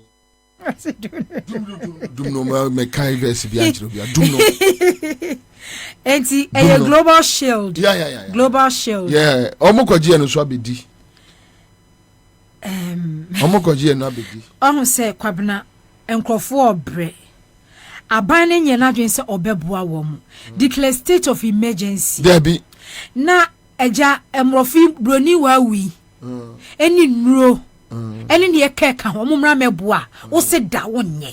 As a state of emergency ne dinu ma me aduane.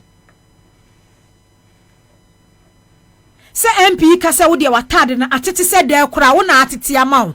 Ba wo mu de wo mu. Wo de wo kasa te se de obi na eka kire wo akọ ho aba.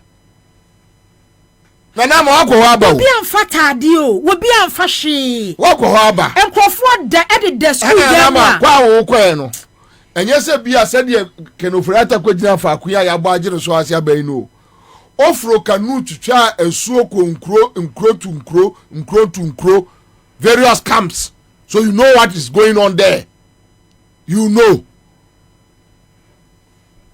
Omukra no a omodove ene na avokoma any other areas no mu enya emwanu you. Na afram plains we. Chale. O say dabre na no Peace FM for nkwa sense mantini ene man sachet water 800 and I was say your friend say this way 500 and I bibi kan ho asan wo say wonya bibi and mamenyu so sa de we mete say em say yenua ba fiasas nega erezi bibi aba ya is lego ayifo billionaire club but fiasas nega ate de omode akono. So oye e bia fe na continue banana. Oye ndabe no oye. Ai. Na omde koye enye more than be 1 week or 2 weeks ni. De he no omde koye. This way ni ade no. Kwabena okay, say efia de ni say wutie ni ya.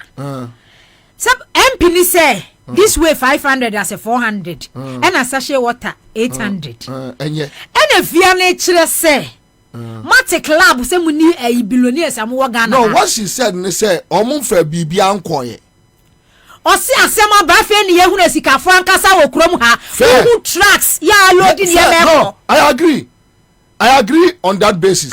But kakra no mo de akono oyawe. Kakra be no mo de koy. You just mention it. O si Peace FM. Na Peace FM wo dia.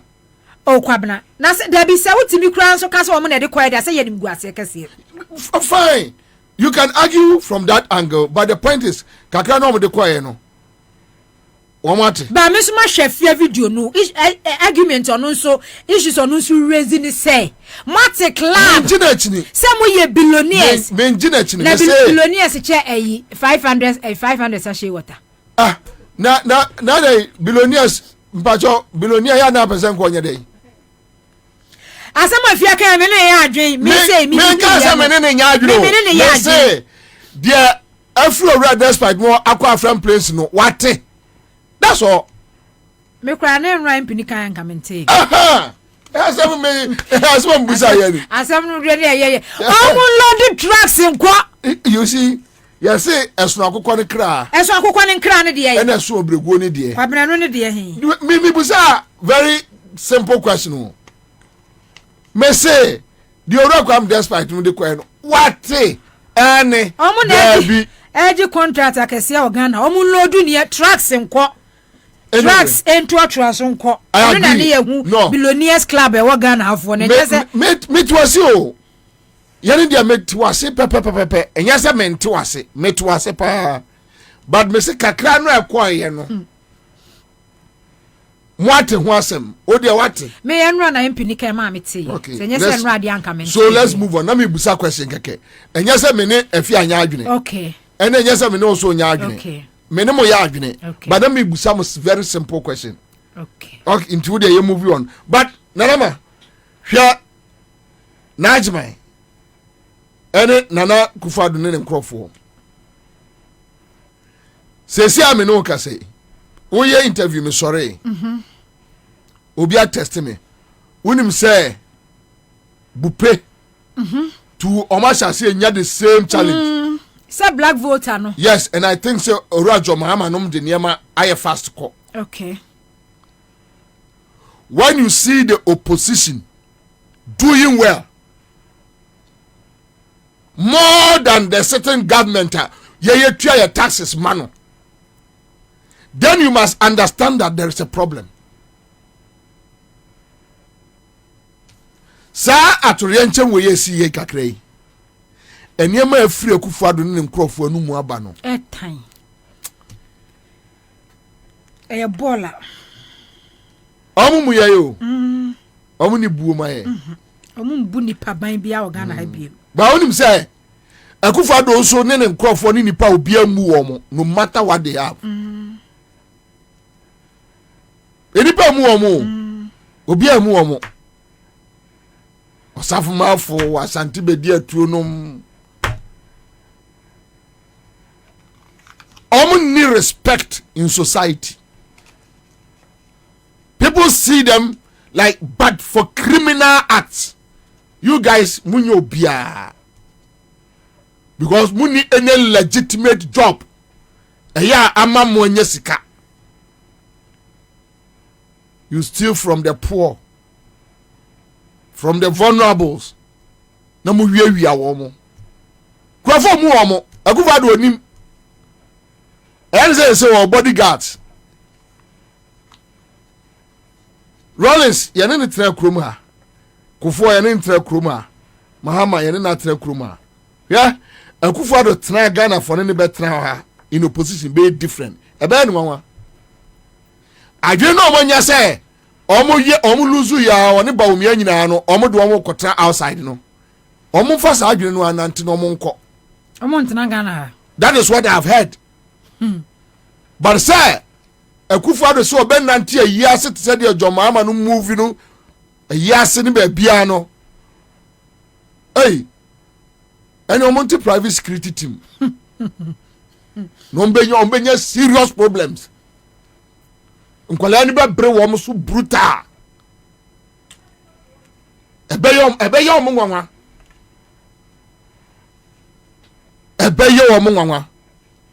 Because kase free omo num aso omo ni ahoho nete. Go to a friend place. Win maduane afiri oba. Win maduane a afiri oba. I'm telling you, ya hwe ye kombia ebeba no anya asem kuma. Ba yire ebro atoko emo fish. And baby say no, sa asem sia. Hey, we don't joke.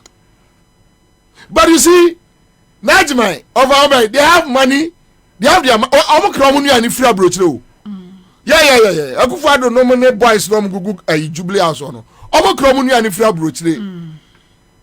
Omokan Muni among Quano Mudio. Entino ma tropi. Ya paki sardine, ya paki tinapa, ya paki a China free, or China free war contracts. China free bomb fia, ya so be a ba. Frozen chicken box omni chichempo oil ena ape kwa mu fie na kwa hwe omo store room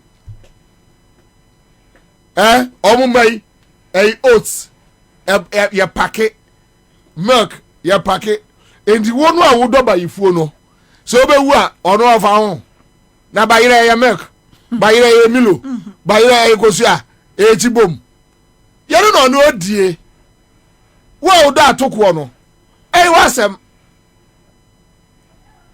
then ka baby to say from planes a whole basket ma Ghana ye didi free ho ka sem we asia ka you don't joke noted but hey they don't care nanama I'm telling you noted they don't care nanama even get to need this area secret no no it take how long and your job mama na call no say say we dede Ansah na ase omoni ba so say but not they were aware omonim pa said this the situation there omonim pa yeah but they don't care that is the reality in this hour nkasme free Akufo-Addo anim ba no ko wonka intisa enka mamuna tuo se amama ata no o exage no Fatima tu no ni Frida Prem nkasme free anim ba ko wonka and the crimes of the chief justice no so akoka bi because me say stand dogba atwiti me omo point is ni nyina ajibifo nkwa ho entimi metisi eso obi aka bibia enye me nwanwa ajibifo nkwa na dia nadmo director ensema o kekeka nadmo director ensema ugina ho akeka ensema ugina ho abonten a wo kekeka nama aminjao I was of Accra 100.5 FS ni na ya be konsem foforo eso ya ba be ko ubaka ayidi sen na Kwabena edebenti na o fa me as your partner edebenti na we choose me as your partner no mudi as your partner in the bibia partner no mudi ebia they said you as ebia fa partner no mudi as your running mate unim nanama oh you're very honest o kanokre akawuye ba kono cross say ana ba ko so clever oh yeah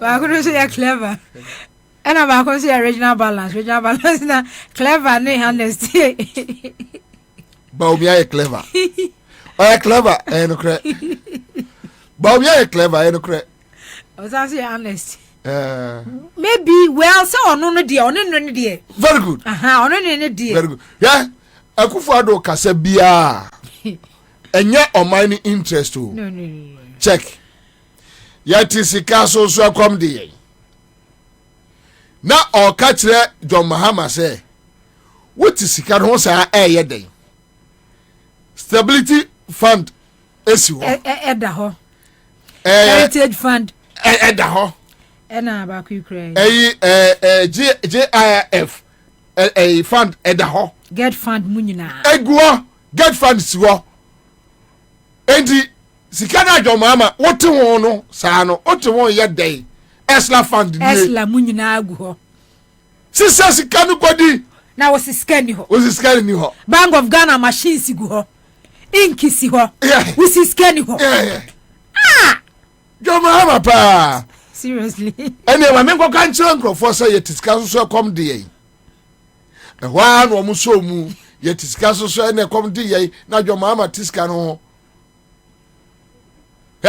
Nanama me catch your plane ne say minu mienu tie ya brabo eye chen MPP grassroots about 80%. Min so nyame ya 90% of MPP grassroots and I come ku. I'm disappointed you say wo de ye mienu ho kototo MPP grassroots. We dey na say minu mienu. MPP Kwabena no enye MPP e fa ye tutu MPP. Mina minu mienu say Kwabena ye de ye gidi se ye ensu ayiri afa ye dada ye nim se ensu ya friend not before sa ye declare state of emergency we abrabo ma ye nim but enfa ye ensu na ayiri fa ye no enkonkon kototo MPP bo mi na mi nka say MPP grassroots akomo de wo mo no jiminti nwatimi abu obi amone ne yere nom omo yere nom ne omo ma ne omo mpnafo atimi asese o mansika ebi wo Dominican Republic ajeje eye passports amom ma ebie oil companies twisika kogu island so eye free okra Cayman Islands so scan ekọ ade e chana wu grass no motia na ekom do sa wo mo so akufo do ka se yet sika so ekom de no na onim what he was communicating. Scout so the tie Now, Akufo-Addo, yes, Bawumia you honest. Bawumia you honest say. Bawumia no one etwa a sikamuno no or the Bank of Ghana almost say sika. Tama, yes sir. Yeah. Oh, emfaso anya nyina woni Akufo-Addo na cheye. Bawumia, ne running mate ni ye na se no.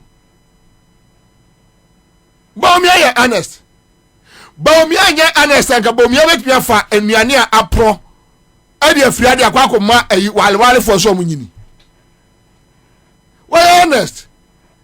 As Bawumia very honest inti kwaku buadu Kwabena buadu wo no bapemene obi antimi investigate here ana bibia so ma bonten na no obi ya de we na say e ma bonten a onye honest. Nanama onye honest. Odini kura pa. Bawumia dini kura. Bawumia dini kura say. Na ne clever ne. No ye clever nko timi edi gold. Akwaje oil aka kire ye say nipa oye intermediary no. Mo Ghana ni bia hu no. Onye clever. Dabi onye clever. More than the word clever. Bawumia more than that word. Oye clever. Obi onu afa ye gold. So de koto oil aba. No akache Ghana for say onipa ye de gold no kosi ni so ama ya to wo no aba no onipa no Ghana ni bia ni kwaso ohun say nipa no na wo ye clever cramp a e wo say on my state wo no the gold no wo kwa ye transaction wo ye intermediary o ye clever no o ye clever no on say in the world of blind men the one with one eye on a king. Now Akufo-Addo we na dwene mu aboto. Very useless president ever in Ghana. Oh, seba adai ka kire no. Say, well, so yeah, you go down as one, I mean, the most disappointed president ever. And the best, Akufo-Addo from this time to next year, obeji me more. Udo be unu mo be no. Aya no me. Sunsum na de ne bae no. Besi adome na say ne ma asay na asefo nyina wo de obehu ubawa ade beto wo mo ena sunsum no anu edi na chi no asade destroy wo. I am telling you sunsum won't be fa de me destroy Ghana na woni obusu afo fam hu ni o na monko enka say wo de wo kɔ no akɔtena wo Dabi me say that thing will come after them. Sadia because sunsum edi Ghana chi no eso sen na na Akufo-Addo. Me see you to aba na o matimi akum nkramai across the country. Nkramai more than 15,000. Aba ye na akum nkramai no. Me hu lessons Rollins ne Kufuor time. Edubu ahenom me witnesses sadia ni bida. See you to aba na akum nkramai sa across the country. Ye kum nkramai sa MPP for kum nkramai. opa samanfo beboa ya amanfo nko internet so kum kraman na feseka do ko nsuom abronye nom kum kraman sa o gaza dia na le chebi for mo kraman amusu bibi yes o mo baga na kraman na no mo kum mo sa o gaza dia me say Ekufuado one na sefo will never escape adia why you on my way. Bobie clever, onya clever say. Obi o ti bi agi esika $3 million akoto drone back. One. Ana drone tu a no atwa no de abekere. Oya clever. O mo ti bi akosi eya eyisai ni bi drone you know ewo asatuma mpoko fiase. Ewura afuafa wonyina enya after $3 million omokoto drone bag me say kwa santima mpon esiwo kofiase yeah me makọ but we are clever okay CHB people no dog no mo fe na ponche kokko oh okay na ga samboa na go and check 2016 krama na no mo kum ne sa na ka sa dia like I said, yeah.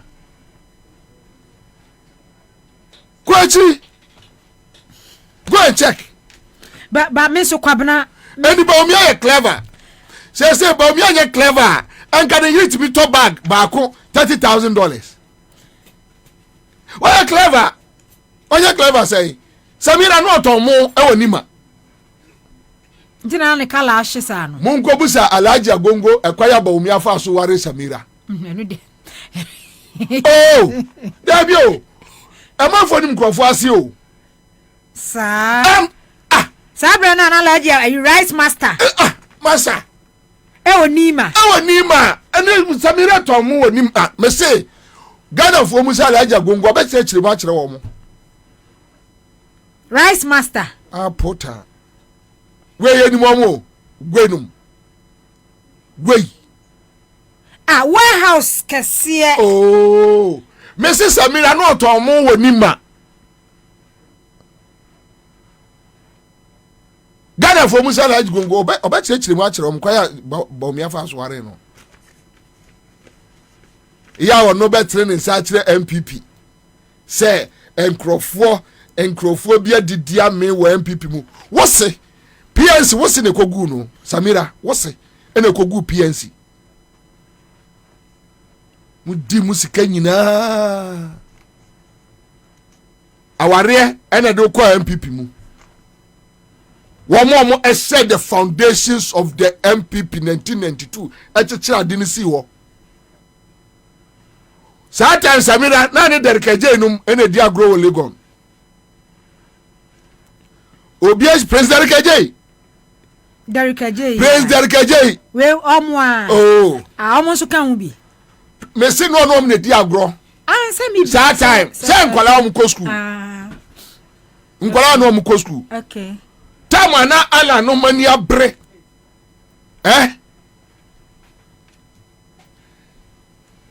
ukunu say Bank of Ghana wi no je ba Zimbabwe o de no akawura ka say Zimbabwe fosika si amfa troga nkopfa no anka Zimbabwe fo bu no kunu waba beto nkrofo wo MPP mu won me bra kwamna Japan no ma bra wo MPP mu won bra adeni mo ma bra wo MPP mu won ma juma nkrofo aye wo MPP mu and now don sabenkum o don sani fa kura microphone na don sabenkum nkrofo adidi ame wo wa me na wo Samira ame na I was saying ko bi gini bag ni ba ko de hwe yeah Dabio sister on one hwe ya na watwidua because Kwabena only MPP delegate ena ahia ena mudi nkomo na wo ka che delegate ni say ebia amen 7 years eya den na delegate wo to kom de wo mo ya wo so wo mu so de ko nya sakura no say ibu so mo say ekom ne mo wo say ekom de ye kwasua da obu o mani ya ngekom de wo mo ne party wɔ power police station executive ubu o man ni ya e ga kom de omo ni adwuma ye eno mo ba betra ho ena Samira wo watumi ebie wano ha won ma adwuma SK Buafo no mayo MPP mu aprakudum. Do you know how our MPP ni be gyina ya santifo nkola ye betumi a kire MPP ase wo Samira free fa why no my why no papa I'm free go with you ya grand people ya just wo na be gyina ho a wo hwe mpanimfo wo yanim kwadwo mpianim nom adwuma o ma ye over the years hwe mpanimfo wo yanim se ebinum ayeye didi wo mu nene de omo si enko opposition na wo Samira na wo jikwa ko opposition wo a wo jira no jikwa ko opposition but Akufo-Addo to tell us say Bawumia honest and clever what kind of cray yes Christ aseme no ka kire yen efa onipa wo de talent ema o say akwapa no kwafo yeah Akufo-Addo is a thief and when you a very honest servant a very loyal trustworthy servant yeah protege Kofabra or the baba Danny Figures or Danny. In fact say John Mahama Nebeka say Bawumia are very honest and clever. I'll have a problem. Why? John Mahama Nebeka say I'll have a problem. But for Akufo-Addo to tell me say Bawumia a very honest man. Yes. I honest. Okay. Kwame mo mama say video no. Hey, mo wia o man atimi awia ye say. Aye, defe. And yeah. Out of all people, did you choose Dr. Bawumia as your vice president? Of all the Bawumia as my vice president. Oh goodness, those are many questions. But to ask why, out of all people, did you choose Dr. Bawumia as your vice president? Of all the Bawumia as my vice president. Oh goodness, those are many questions. But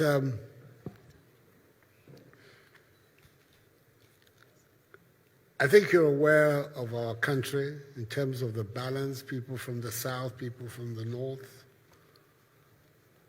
I think that for the unity of the country, it is good that we have a leadership where northerners and southerners are together so that the country can remain united.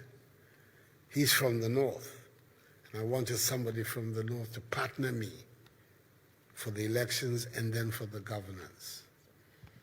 He's also a very clever man, and I needed his brains to help me govern the country effectively. And he's an honest person. He speaks honestly to you. He's not one of those people who you have to guess what they're trying to say. He will say what he has to say very directly. And I like that. I prefer to deal with people who are also very direct in what they say. But these are some of the reasons why I chose Dr. Bawumia to be my vice president. To ask why, out of all people, did you choose Dr. Bawumia as your vice president? Of all the Bawumia as my vice president. Oh goodness. Kromfo choose Kromfo. Nanama, we are a big deal. Kromfo criminal. You have a criminal president. Now person ni abedi chenkonya dey. Kromfo na choose Kromfo. Ba Kwabena, unim me hwe no se akora no small girl no. Hwe question a obisa President Akufo-Addo. Se enipa nyinaa day and I would choose Dr. Bawumia. You see, it was staged, but at the same time, it's an insult to Akufo-Addo. Yes. What the buyer kasemu asante kasemu asichiremu. e chese nipa papa egu Ghana nyina no wa nyi obi ase Jimmy Fowe and to koyi no. Oh yes, because a direct question. They staged it, but a insult to Akufo-Addo na conscience. Akola no question no, omo na trauma no. Yeah. Because a campaign. A campaign. Say them say nkora no omo use. Yeah, a campaign for Bawumia. No say Nanaba Ebi. No, why Nanaba? Nanaba of GH1. Who is that? Oh, Nkwala bi akotena ni studio ho buso omo. Why? Miss Nanaba na mo. Why na dey dum so ba e no ayi John Mahama picture. Nanaba. What do you remember? Me who that? Come to me. What do you remember about this man? Me who that? Dum so. Dia he na hu da. Ni show no ana say. One Nkwala no ye. No, but Nanaba Beya from TV3 to G. Oh. No, mo bi o set up oli. Debi. Ma me from lady ano wo TV3 ya. Say wo GH1 yi. They pamoni. Yeah, Okojina Stanford go away. Go away. Okojina Stanford. We are trying to locate. Say na you go.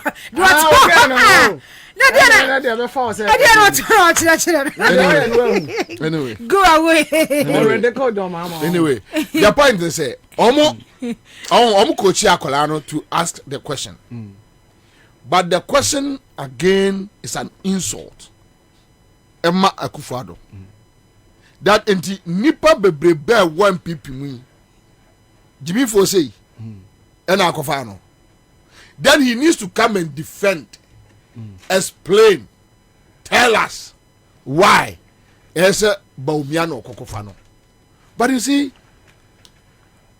Miti Assembly ya Baumianko phone bi, yes, say, Opare Ansah na ye Bobie na di decree de Japan atimo Opare Ansah MP.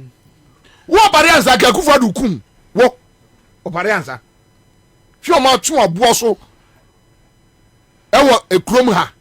Ekom ono omo Baumianko phone ni busa de Japan say on employ ni pass 7,000 bia. But when you say Baumia team ni nyina omonam no, not a single person will be even store some of nipa 5. Check omo nyina. Me betra se na menu ika asembi. Na ye penkrofo a wo modidi ame a e wo MPP mu a. Na wada na ehia ni chance am yoku. Wada na o ye ohia ni o buruburo chance am yoku. Wada na ye ohia ni chen e friend say boy ya wo adwesu yi. Ye friend say John Kuma. And then nya kra o. John Kuma say Nika Brown was a Chelewati Green. Eddie Abasempa FM Pyramid House. Tata na yira to school, sorry school them. John Kuma. Was said Nika Brown was a Chele Green. No the Abasempa FM. Obedu abe Fred Dominic Kisi. Say on can't so abana Emmanuel Trenchu no sukakra. O power Mama no Lord Fair. I told you cry one call. John Kuma ne your friend say na bo sunum e na esase o. Oh, okay. Oh, John Kuma yes John Kuma no nipa bi. Almost free outside ebe ko si senso. Ansah na ohia ni bed na chance me okunu wenum. Anthony Kabonum. John Buedu na bobo. Anthony Kabo oba crossroad awosu. Ye to ba yira wakaba yire mienu bom no aka. Crossroad. Omu wie shora no mu gina dan ho twen. Ring road ni ayi. Wenum. Kokomlemle. Wenum. Omu twen boss. Wenum. Debio. Na wenum de. Emre Daniel. Emre Daniel de. Emre Daniel. Wenum. Kwasi afo we. Foolish boys we. Once a mirror. Some boys were ne obi to be gina won $150,000 eto a Lexus V8 wenum enti na meka say sister o kasa wa hwe ye obema wo be kasa sa na akotwi dua edua di kwa say utwie nu atwi na tija na di asma ba krom ha but onyai sa atem didie no unim eye okru na ekope position just keep quiet sit somewhere keep quiet na nyo mo na Kwabena nyo mo na ye dedem e bai yo obi kura di obi ba bedi no ye hu dede na de ono e ba da gia ye first day na one city sa odidi jo mama tem efa no die but Samia anya lucky this time around onya no easy obeka dem and she's still young. Samira ya ababa akra say even after presidency and whatever no you still have life on the street.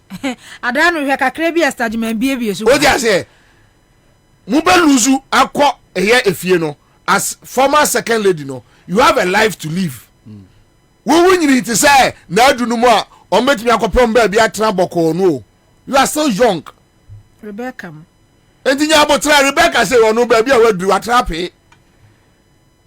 Ono kura so aka no ko ato ho Sudan da onu di onye no ho enti ka wo de ka sa me kasa bi e be firi wanu aba no eye kasa de eye kasa amin obi hu say oh akolai sabe obuade you don't talk by heart to say MPP no mo bae no unu okru no bae no na mba ye MPP yie na enkrofo edidi wo MPP mu enkwai na adwo ana anusini anuporiwa esebiano did that no chia ase nkwai num no wonum bie ye wo ye to MPP num ye asantefo ye wo ye to MPP num from Asante Mampong mu jimi wenti na me aka me kukura nka party na gu aka me kukura the word MPP no ese gu free your political history mu they are criminals nkrofo mpanifo kura mutibi tena se so omote womi ya wudifo papa because whenever they have the opportunity whenever they get the opportunity the kwayom do on my way fast no eyana areho and they do it on tribal lines just to whip some people in the line to support their evil agenda Dane anya sabiu ba on say Kwabena on ska Bank of Ghana etwa this 80 billion a year kan ho asemi and then former president Kufuor and so ono so latter yes and ono so yes sa no motia chase ka foforo sa no motia and then hwe na Kufuor do campaign na wo mu tugu sa no motia a template Kufuor mu use template the difference is that Kufuor conscience or the adwene to ho yes Kufuor conscience and we abadam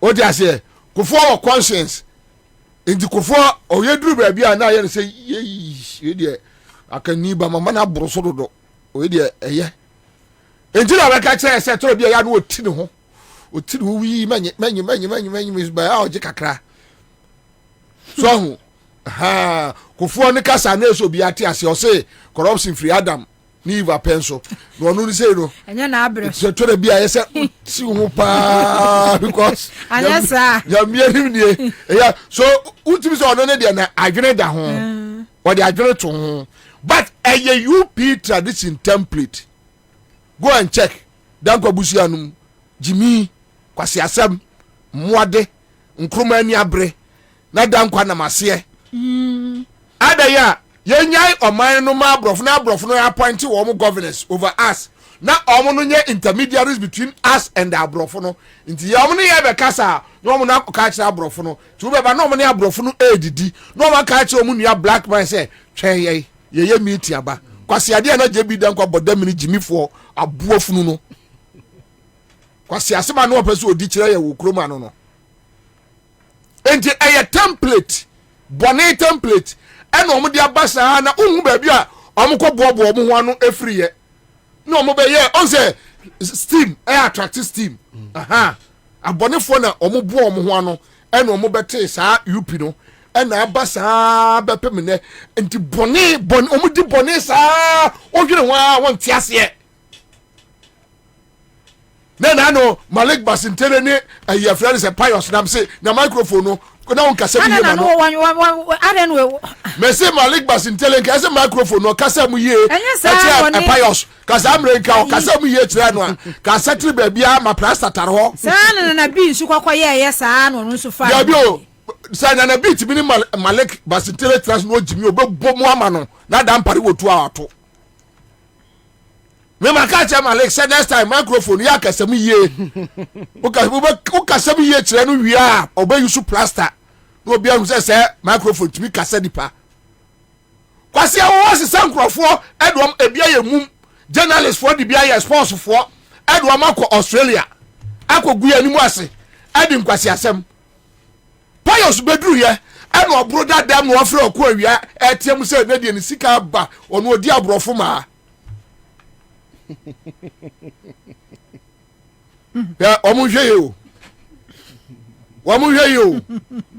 omu di agro se mo mbeti no wo mo asum no omu mpeu ofro okọ awia se de na payos no okọ awia nenam na payos yes after Australia scandal Satan ni nyina no mo ye namfofo after that no eno mo se okọ awia ye se spy mami o se de no mo na ya aka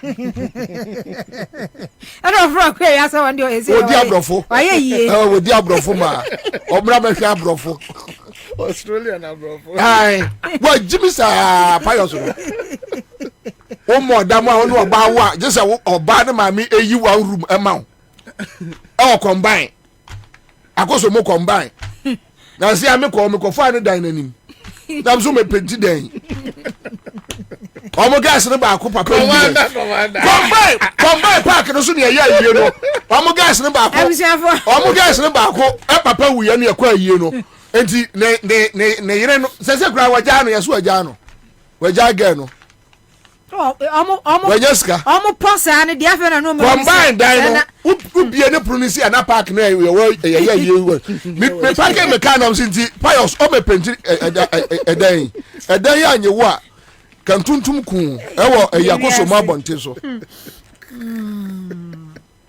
ni e ka asem a won se binum adidi na nga mo munya ska wai no where ubenya $30,000 we na dia akoto bag ubenya mo bags dudu se na wo da bi o mo odien ede na mo wo ye ni mu free da mi ni mo free Pyramid House etwam kokoko mremre ede na mo nothing muni hwe okay I was your for Kwabena do Jamfi and so go with you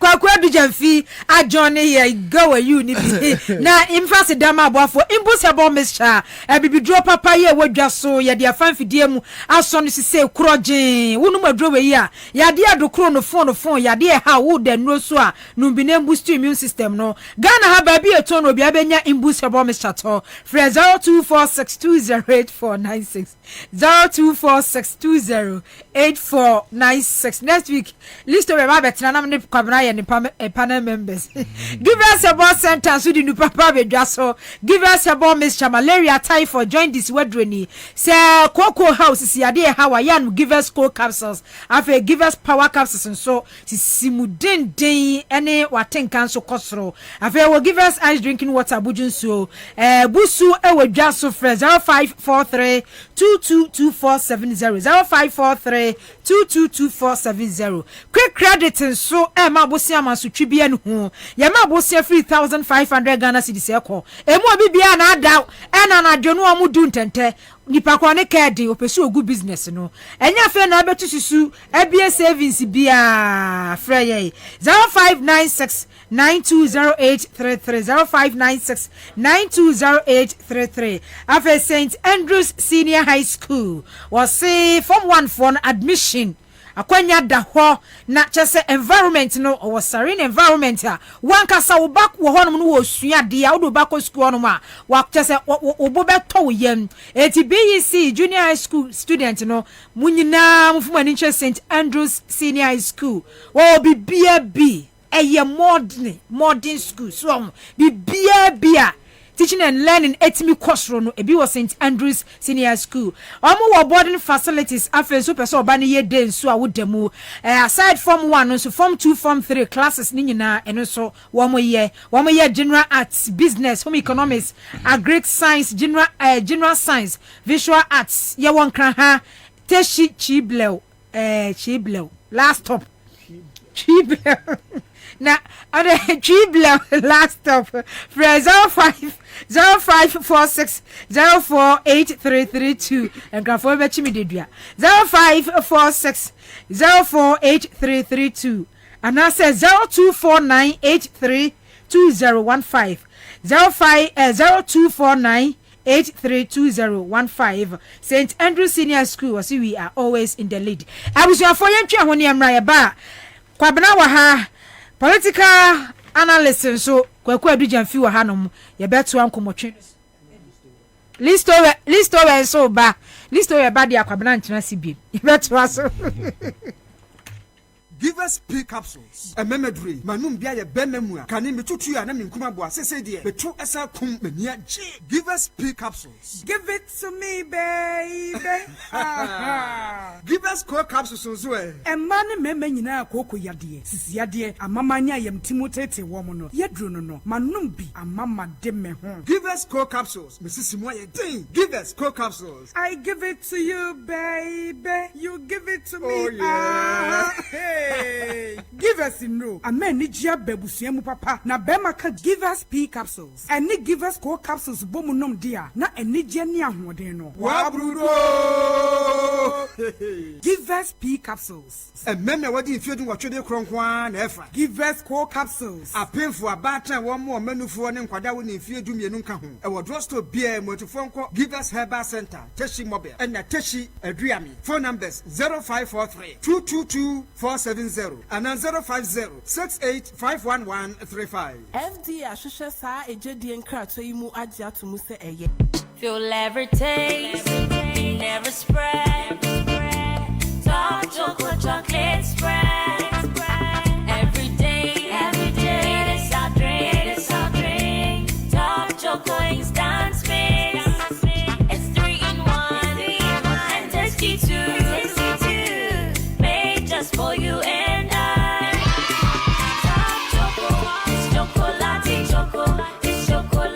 Top Choco chocolate spread. So when you be default bread anymore, and when you come must say, now Top Choco instant mixed chocolate drink in swear, and you 3 in 1. Edge at 2 phone friend 0551 033 033. Top Choco, it's chocolatey. FDA, Aji, a jet yen crutch way at you. Hey! When we send your police in your draw, Imbusaba Mesa Amama Huaden. Refuse to grow, and young offense Wabek. And what day immune system or Yankopon, and you're ready for Yanusamaya Hubano, and Nasa Wunum Imbusaba Mesa, a Peja immune system Nabribia. Ya Yarientimu. Sasa dear, a month for the one, Eddie Imbusaba Mesa, Dronua dance yes, and Yarwa who ran Nipa and Yina Etimi Banaso, and in Yarwa Cassian Kaya Wutini D and a whole car. Now Yamwa suing no, a boy who buy every home. And now Ompa, Omuan Yarwana Dada, no monum doctor and Rono, and num Imbusaba Mesanoa, and Momo who are deep in tea. Ya Omuntim Pose, Yaria Esiomo. Imbusaba Mesa, a walk Kashi, and you are may move Bia Yato in row. At 0246 20 8496. FDA, Ashisha said, Jedian Cratry, Maja to Musay. Yes, the incoming president, His Excellency John Dramani Mahama. Also, Chobi Biara, or say the Mankratu. Magana and Shagana Biara, Ossia Pensis, Ronisi Chain, Free Assachasia, Wagya Bassa. His Excellency John Dramani Mahama, sir, Bashabakina, as a private school stream, Arbaka free SHS, and Minianama magazine you could compare. The spare parts of the buyers and I'm a one to Monto. Importers once to your day. Kranzamanaba Porter, one to me, you want Zama. Debiara petroleum products, what to minty. I'm a transport first, no boy, and the Abanum paying for a catcher and a day. Party here, it's a Kukudama, Banner, one Ankasana warrior Galam saying. In the health insurance, in Yajma, electricity, water, surround or Conti and Tunt. You know, bring here them and you never push His Excellency Dramani Mahama. change ayere 2024 bam ama he NDC amaya ko is a fundraising platform ato hwa usubotum eyi kakra ezab was a good governance card ahro abobaze standard silver prestige platinum loyalty gold onye bronze card ahro nyina ma wan ho zerebotum na wo so age amabusum biara afado a contribute zab His Excellency John Dramani Mahama ne campaign ebenwa semabisa fre 0277 321528 and 050-455-9098 and 0534-000261 and 0534-004275 and able to visit your website www.ndcspecial.com. Next to my donations I'm a match me card the down. Now so che say e changer o say enyi che kan call kwenyim si onye je o se ba bragana nyi bia NDC yes CMGC Kachadio. Yeah! Near here, say, Ubebo star 413 hash. I will MTN peso. I'm going to move on. No one's that come what said ye. I CMGC Kachadio promotion. Yeah! I feel yes, you better do. Some person when you CMGC Kachadio bia and you're quite well now, Befaso. Step 1, but star 413 hash. I will MTN so. Step 2, choose a FM. Now, dear, the prompt in it. Esua will sue us coming na ever corner ye yamau. Sika Chadia promotion, a cash in and win big promotion. When your dear was our ye, win your share of 24,000 bonanza. Shannon Swo, do via one taxi, and your cost star 413 hassado, and never more when you say, Dinkunim, our CMGC Chadia promotion so. A ye cash bag from Class Media Group. Kai Huna say, Sa Jumedia way, and she shared the home, the National Lottery Authority, our Caritas Lottery Platform, and a boy chidom. Unyam Fisher don't watch it airqua, one Kajumedia home. CMGC Kachadio! Yeah! Ago Ghana for media some dabremo. Sisia de won sidanya. Any coins over hukra.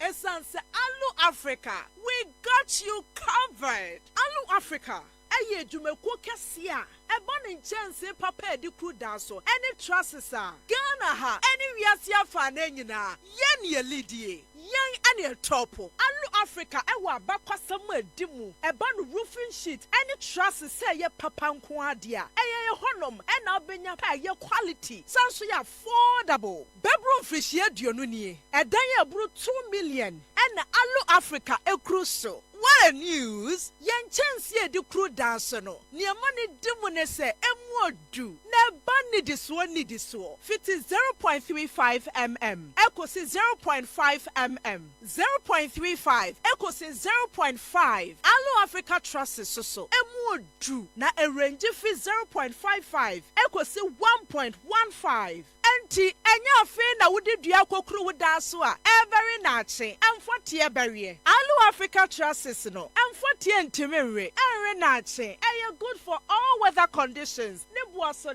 da for mo ankasa so beto dua pa de enkato Alu Africa Trust na bokwaye bretu no ho ban Alu Africa products ni nyina so ye ma 40 years warranty emfrishie duanan warranty hwehwe Alu Africa e was Spinters kwine so ye ne MTN office no ana di nhwani mu ana say frɛ 0574286292 se wudu takra de so a ye branch ni bi wo ho frɛ ye 0545446852 na edwumeku bia wo pese wo beto Alu Africa kwal ni bi no wo betimi walk in to your branch bia ye beton dia ma wo mo na wo de kodi dwumadie bia Alu Africa building made exciting. This October, 3 new shows for the whole family to enjoy every weeknight. Hear how Judge Ampao arbitrates outrageous cases in court on Family Bench. I will deal with you. My lord, have you seen God before? Premiering on 2nd October at 8:30 p.m. And from 6th October at 8:30 p.m., Across State by Plan delivers endless laughter delivered by unforgettable characters. I don't know why a very huge situation. That is why the Bible says in Isaiah chapter 57 verse 1. Who are you preaching to? I'm rehearsing for Daddy Joseph. So far was said cow. And a good dose of emotional drama with Bringer from 16th October at 7:30 p.m. Ma actually the number hospital as you see, Real and relatable stories only on Aquaba Magic. Abasam sunyi. Wama batan bra kwa. Hey, na wana no rejijiwe ye. Enya wana washa school nsem duya. Wasa fi. Awana wofi JHS. Roko SHS1. Wobet snifia char papa. Oh, Ansah. See asam dawi. St. Andrews SHS for say. Sabo from the results in Bempa. Akwenya ohode. Wobefa wobe. What start SHS1 that waiting result. Then yanyi there's an index number baba. The three results in the bar. Na zaba chira. Memma wobe yin snifia. Aha, private school eh? St. Andrews SHS. Are you grade A private school? And you will be able to school. And you go school or what? I when you saw home from open over SHS2 and SHS3. Nasafi nor be SHS1. None results in being pa. Let's see. One boarding house or what? Oh yeah, corner there. Teachers no so force him from him was yardinty. What pass was in easy. A better will be a general arts, business, economics, agri, general science, visual art. For St. Andrews, and men campus no asking for su. Wakra Hadzi, you will test it triple. Last off, 0244 696911. St. Andrews SHS, we are always in the lead.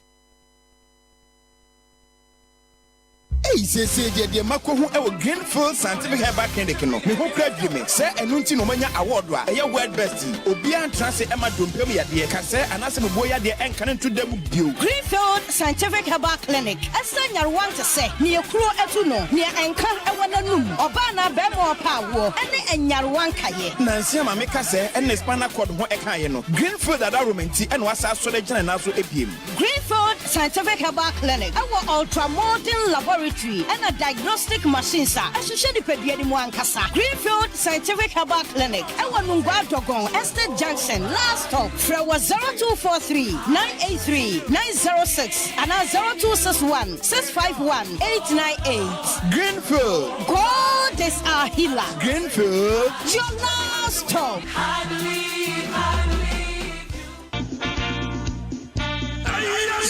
Yes, the incoming president, His Excellency John Dramani Mahama. Also, Chobi Biara, or say the Mankratu. Magana again, a Shagana Yibiara, Ossia Pensis, Ronisi Chain, Free SHSia, Waya Bassa. His Excellency John Dramani Mahama, sir, Bashabakin, as a private school sitting in Arabaka, free SHS, and Minianama magazine you could compare. The spare parts of the buyers and I'm one to Monto. Importers once to your day. Kranzamanaba Porter, what to mean you want Zama? Debiara petroleum products, what to mean? I'm a transport first, no boy, cost, and the abandonment paying for a catch and a day. Party here, it's a Kukudama, one Ankasana warrior Galam saying, and the health insurance in Yajma, electricity, water, Surano, Conti, and Tumunti. You know, bring here them, and you never push His Excellency Dramani Mahama. I'm a change, I hear 2024. I'm a NDC, Amaya Corners, a fundraising platform at Wasubatum Kakra as was a good governance card. Ahro Abobazi, standard, silver, prestige, platinum, loyalty, gold, on your bronze. Kada Ruina, Mawan was able to also add. Amabusumbiara, Afado, our contributors are His Excellency John Dramani Mahama, the campaign. And one Samabisa, 0277 321528 and 050 455 9098 and 0534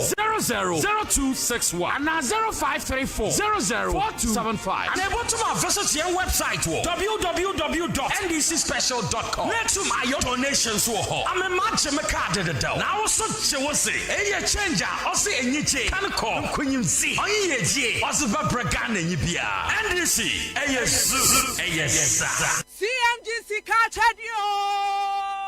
Yeah! Here say, Ubeba star 413 house. Our MTN peso. I want to more. Now one sack come what's a dear. I CMGC catch a dear promotion. Yeah, I feel yes, you better do. Some person when you CMGC catch a dear beer, and you're quite well now, Befaso. Step 1, but star 413 hash. Our MTN so. Step 2, choose a craft FM. Now what dear, the prompt in a chi. And so I will show us coming in now. Ever quite a year yamau. Sikacha dear promotion. And you cash in and win big promotion. When you wasa ye, win your share of 24,000 bonanza. Shaniswo, Dudu Bia wo taxi, and you cost *413# no. And never more Quenya say, Kunim, our CNG Sikata dear promotion or so. A ye cashback from Class Media Group. Kai Huna say, Sa Jumedia way, and she shared the home. The National Lottery Authority, our Caritas Lottery Platform, and a boy chidom. Unyam Fisher don't watch airqua, one Kajumedia home. CNG Sikata. Yeah! Hey, over there. Tabia takum, wedi a member ye don't know. A me nya hoden, any hoden ye. I am memedro, a new tin a ban me be here below. And to for any atofo, any obi a pedigree to atombia. Anko chemical shops, pharmaceuticals, any herbal shops bia. I was gonna hanu bia. And not say fraying. I was 0243 686861 and 0245 749206. Sanka to FDA for Jatu. Kaise Tabia Takum ye. Bembe bia ye takum.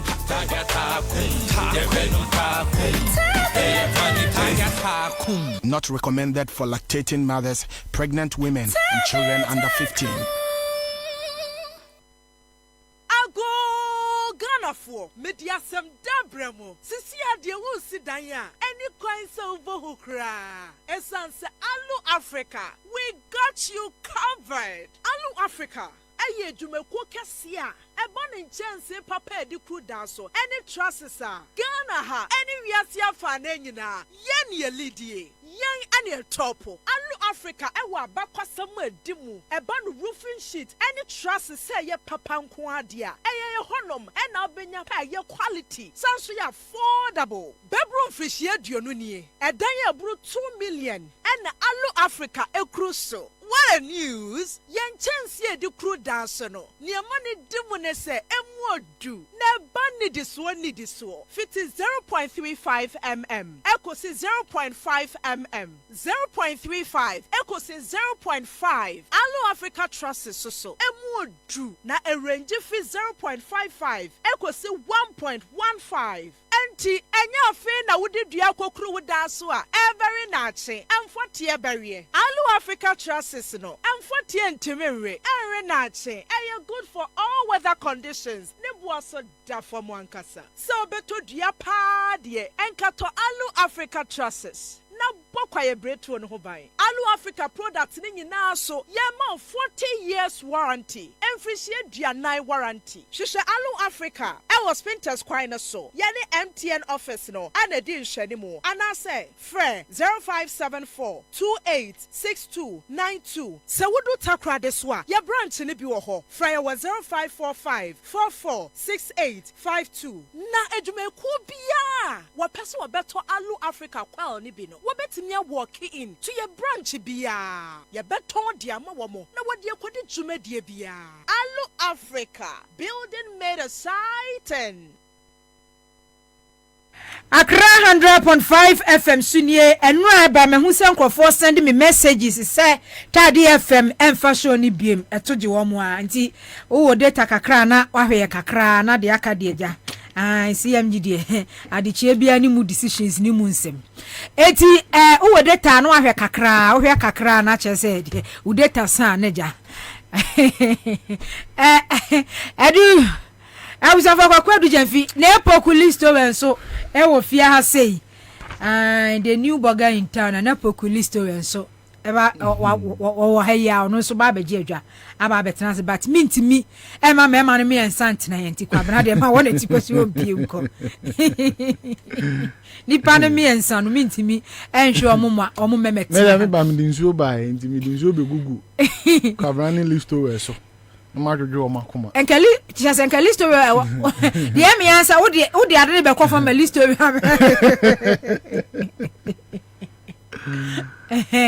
okay enti yen free enkoda na se Jubilee House se de be minim occasion kro dwumadie kro na ekoso a akora no hwe na onya 10 years kra best 7-8 years and na obisa president Akufo-Addo say a dear bay ena ema nipa bebrebe nyinaa vice president running obi o choose ni say the vice president Dr. Mamadou Bawumia ba say the won fra say awoka no na ba na mo start bibi ya wiki mu no as a crofo raising issues eti na mi hu say video we no adwe ba mi say ade say the nkola na wo next agenda na wonso kan bibi sa and then for Akorano to ask that question what does say you trade the man no say bisa question we no and sound so chire yenti ase say Akorano nti ase say adenti na ebi anim difo bebrebe empanimfo bebrebe edi enkwa na hu ye wo Dr. Bawumia ho akokɔfa no ya ene ono ne he is the head of the economic management team ba Ghana economy asay enura ma wiki me hu say fetch for edi ratings aba say afi we say nkwa we no ye debt to GDP 99%. Last year ye debt to GDP na a shoot to over 100%. So nti edu ye nto aso mfi ho na na me do ase no ma chia watifo ma chia commander obo adwuma na fine na mesre edikan medikan asre yen awofo no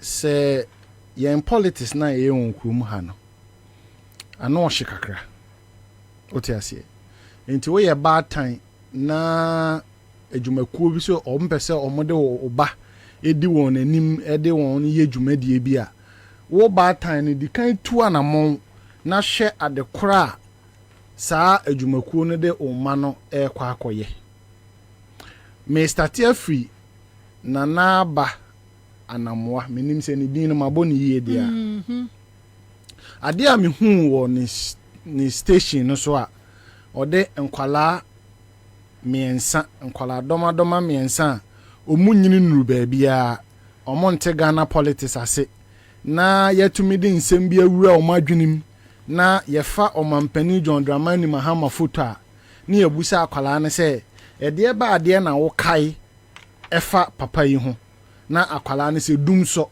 ena okai otiasie na ohwe akwala na omotetu ho no mu age na ohwe time dumso ne ba ya na sa akwala no kra ye nwo wo otiasie President Mahama free office mfie nsoni a ye ko mfie nwotwe nkwala na omote ho na omo kasa no mfie num mfie nsia ma 5-6 years otiasie enti abraban ena akwala no ye wo na onyini ye ebehunu se na dumso ewo ho na okai se omampani John Dramani Mahama breso ena na dumso ewo ho wahu de mecho enti se wo ye batan na wo ye MPP ni na wani ji MPP ho na wawo ba na wo pese wo tete wo ba no kwan papa so a enye saa nyoma wei ena wo se wujai akwala no ema ebimudi no eye etwa esabone eton kwala no ho wahu de mecho enti ye besre Child Right International for se omomo omoni emra Ghana media nim especially GH1 particularly na naba anamwa na omonhwe ne dwumadie no se wo se de ne ko psychiatric hospital ne ko hwehwe na adwini mu a mesere mpanifo se omuntu saa anamo no na se dambi na oba ya hunu kwan ya befa so e besa ne yare on se edu me pacho me ba mi twa no saa na yi ni me sha dan hwe full program video no me sha dan but omu se e program oba be start nti no omu yi we no me sa kra ba kon ka se ne maame e ka se I would choose Bawumia over Mahama I mean no I would akra no so enti I was like how e dia be program nie Anuti na meka se a political program be say would ye dey e program no enkura program no enie yeah anuti na meka se yen de ya gi atum se politics na ye no esunsunsanso e beba ye nsu bia no ya ye ready me kwakwadu ye mfia mete hei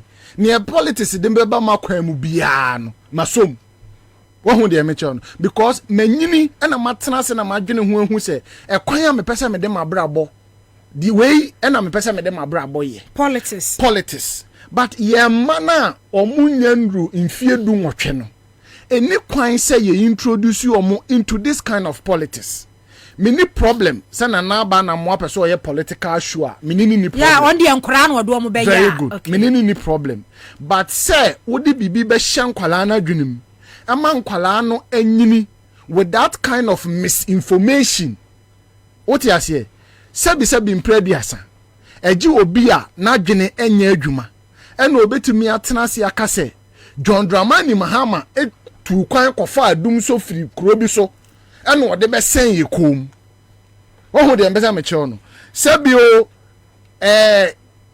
as oman no ye wo challenges bebre challenges ni bi e ba oman yakwan mu no ene covid obi anso da ye se yare bi be ba me abefre no covid am ya be kan agudem ama economy na be jensemo ama politicians abe take undue advantage am ne ho ka se ye da su tua covid abrekra covid bi ani ho wa hu de mi kire wi enti sa challenge no e ba ho sobo no untumi nchechire ho sobo no emfa nkonkobo obi se enipa so masi ne kofa covid e de baaye na emom ekwan be na nipa ne fa so a o manage covid ema covid no sunsunsanso no amekuye.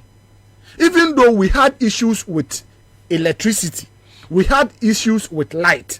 Edia na mo ena John Dramani Mahama ne na ban no omu tuye ansa na omu fira ban mu no edia nhyehyeye na omu digu akwan mu se omu be so ano wo ka kire nkwala no se John Dramani Mahama etu anamon e de sodum so na no ansa na o firi kra no ni any idea about dum so idea there more positive ideas. That's what I'm saying.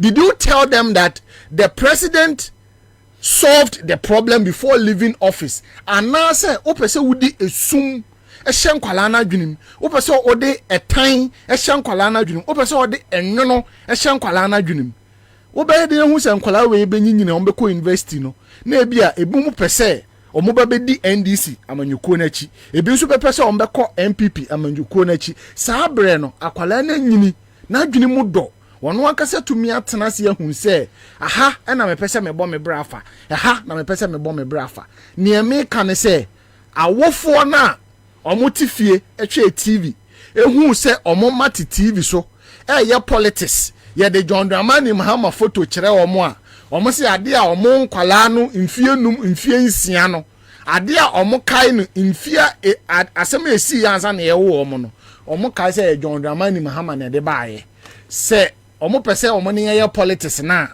se san kwala no omo ye ready no omo ye prepared so omo pese omo ne ye be ye politics na ene no omo mbobo omo ho se ne nam kwamu a eba no omo beje no abojo so because politics na ye no okrom ha no na medi kan ye no enye fa bedi agro bia omo maame no omo papa no omo wo omo kra mo no muntumi nyina no awofo no omo wo san kwala na aba kofa omo begina ho no bia omo maame no papa no kra ntumi nyina politics na no se ba se yesi ye politics a enti ye de be chen kwala no ye nyina ye wo mane bi ofie but no but adrian fi unhunu ne say me mahwe na ba oni KSM interview be on Free Senior School na nsem keka bi anyway say no me hu say the ladies beat us maybe ono a the reasons me ne maybe hu say bibi ebia say bibi bia na ebia wo so wonya bi na say wanyo say die baby as she's bitter but enfa no ntinchen de na ba ye any de esi ewo Jubilee House President Akufo-Addo engaging Krawe question akra ne de maye and then president response ni answer no enye bibi ne ya hye ena etu aso na ekọ me je de o kan tum but de me pese me kire ne se yen hyehyeye se yen hyehyeye no omunyi nkwala no mfirim. That is my first. Ebi enkura no ye omo maame no ye MPP fo mpanifo anti no omu nyina ye bibi de ye Bobie agenda. Aha anti nkura na bia baby omu free ba no omo maame no ye MPP fo no mo a asa ya set bibi na ye agenda bi ni ye so taking note of sankwala no na ye ne omo ye politics no se de e wo se ye no okrum ha na pepepe oti ase ye ni omo be set agenda no pepepe but se me hwe question na akwala no busa Akufo-Addo ne Akufo-Addo anu yi a ode ma question na bi ananka omo botaye ne se omo ma Akufo-Addo opportunity nanka wasele Bawumia once again but sebio adwene no enye adwene a emu odu ohun adwene no ewu baby adwene na du na adwene na wu enti no question bi a wobebusa adwene ni bia no adwene ni ntimi mfa enye adwuma sa ama ne nyeyi enti wo hwa anu yi a ode ma ye na of course me ba o fie no entete ya me de ama akwala no eye entete ya eye misu da bia no me hwe na me hu se misu ewo ni mu oye nioma bi wo ho a mitumi hu za mpa me na me wo akwala no so etada bi no eje na oye me hwe ni dis am se no awusu miti so ufiri de ofire enti no ono na okofa Bawumia ede ne ba MPP nim ene onim entete krono ntete ya wode atete no adwenfin ni adwenbone a wode atete ne Bawumia no ene onim se saabre ya yadui ono mpo Ghanafo aginatum ono Akufo-Addo nimpo Ghanafo aginatum na ene Bawumia de ene ebeso no soro eti sa na tie de ene Bawumia is the most intelligent. Yes I know kan I say Bawumia is clever. Of course he is clever because watumia yusu no e dey achieving agenda watumia yusu no e dey abedi president watumia yusu no e dey abe resurrecting na busua nanka ohia e ya adokoro wo mo no watumi ayusu Bawumia then he would describe him as obi oye clever but menewo any Ghanafo name say nobody can describe Bawumia to be a clever vice president. No data, no statistics will support that argument. What did they mention? Until at the end of the day, Niana I was oka. Be an adjunimu no susu say a man opportunity. I'm an idea sele Bawumia once again. Rather no I open Bawumia up for us to interrogate properly whether or not Bawumia is intelligent. If he's intelligent, what proves it? What proves it? Nene say the level of understanding of the economy. I say if the fundamentals are weak, the exchange rate will expose you. And then when it became practicable in his own administration, he turns around to say it's a logic or whatever for anybody to say if the warped logic for anybody to say if the fundamentals are weak, the exchange rate will expose you. What is so clever about Bawumia? His posture, his demeanor, his speech, his logical reasoning, and everything about him does not suggest any level of intelligence. So for me, if Akufo-Addo attempt to say enkwalano emebusa question no onye opportunity and sell Bawumia is not sellable. Bawumia is not marketable because Ghanafo a omunya agidie ede Akufo-Addo no ene Bawumia na baaye no even core MPP for nankasa mu no they have come to the conclusion that Bawumia is a failure. Bawumia is a failure because you Akufo-Addo, you have failed monumentally. You want fail it to the last bottom. How then does your protege becomes intelligent or clever? Clever in what sense? Clever in what? What has Bawumia done that makes him clever? So whether or not Omode Nkwalano by say Omode ba be projected Bawumia, they have failed.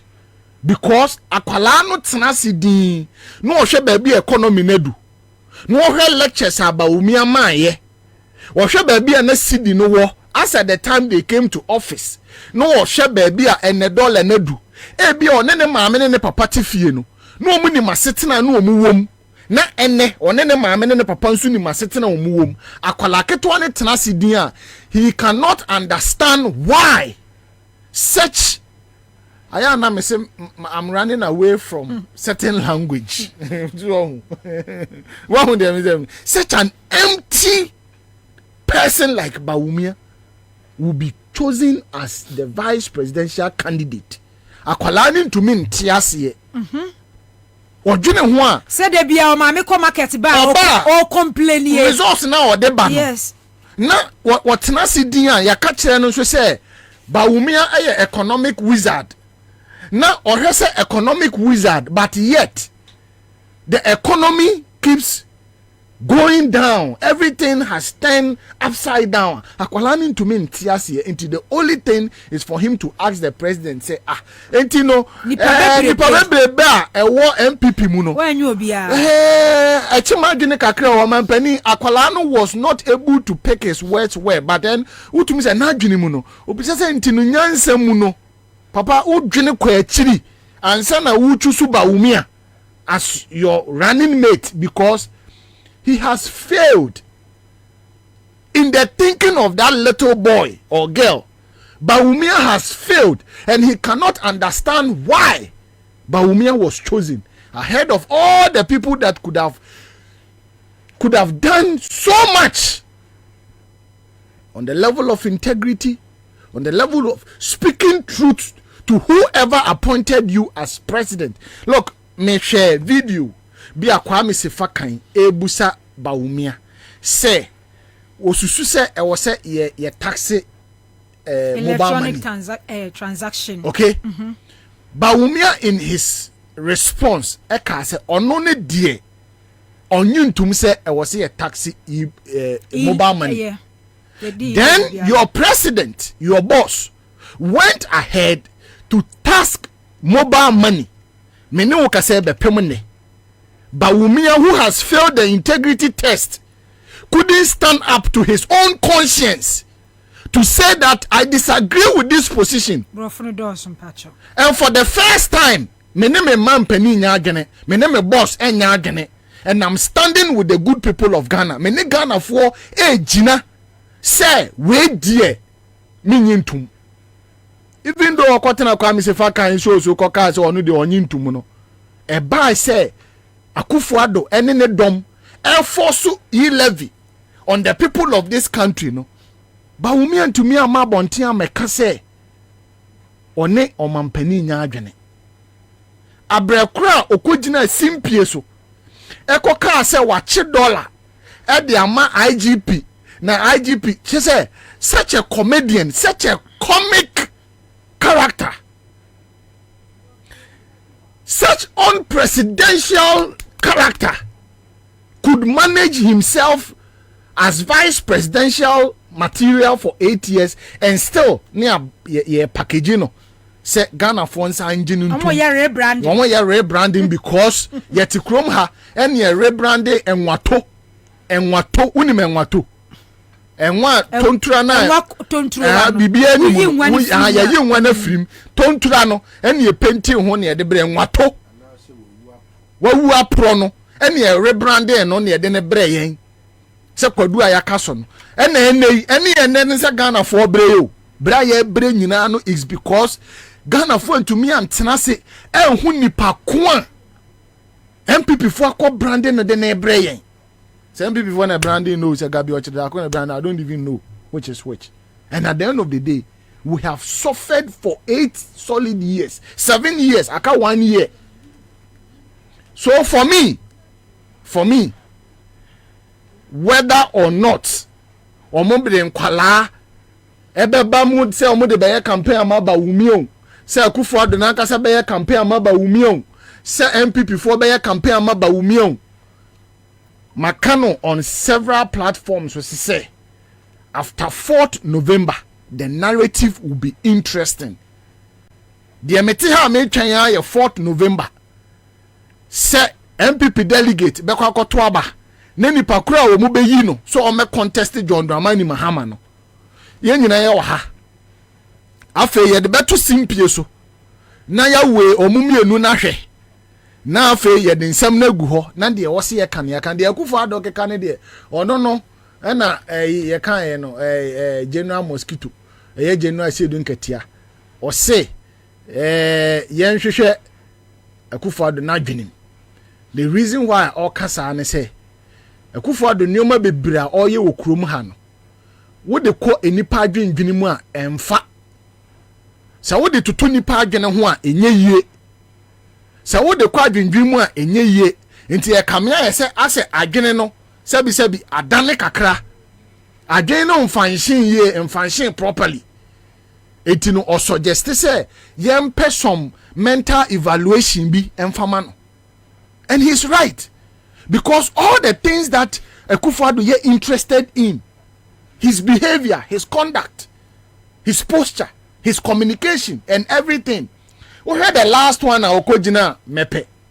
Voter. Eden in sabonkum kokasias chere ahimfuya. It tells you clearly say dementia NCT ina. And ye na bia minim de but ebia na ye be here say ye evaluate your president ni ye because a young one was say Ghana fo binum akọ ahohiehiem na omampani ebe kọ na want to mean na arekekere nsem bia enka nkere wo mo na emom no obekọ akọgina omete se ohema bi so ne nam ho se just a mere joke se enipa wo ahohiehiem na omampani bekọ akọ crack jokes instead of going there to sympathize with the people.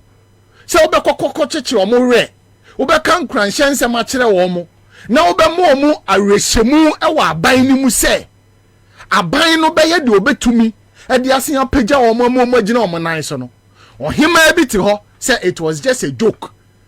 So we should accept say atorencham to yen mampani a ye de na bi animu no obekọ akọ crack jokes akọ yinsem kwa ene woye comedian kesiye pa na bedi akire ne ba umi on de ne comedian no certified ma certify amano senior ha nana major amano nyame adom abuso for nana pokuli story na Johnny yinti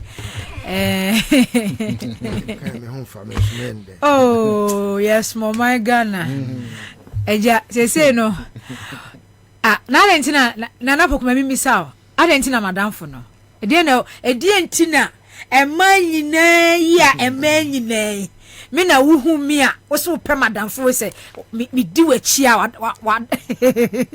kan ye na regional balance dem dey ato nche kan ye na tie fontin edientina ema wo Ghana hanyina na ko po bia na asiche so be fa madam for ba ko na ma ja ko na pe enye sa ba yi regional balance na to nche anti enye sa question ya no question na no and it demands an answer.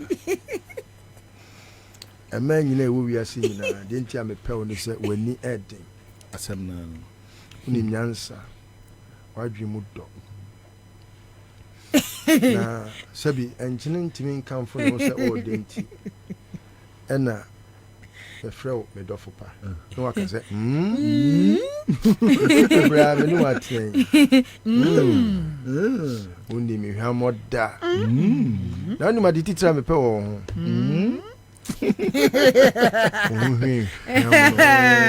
ntina ma mi pe wa se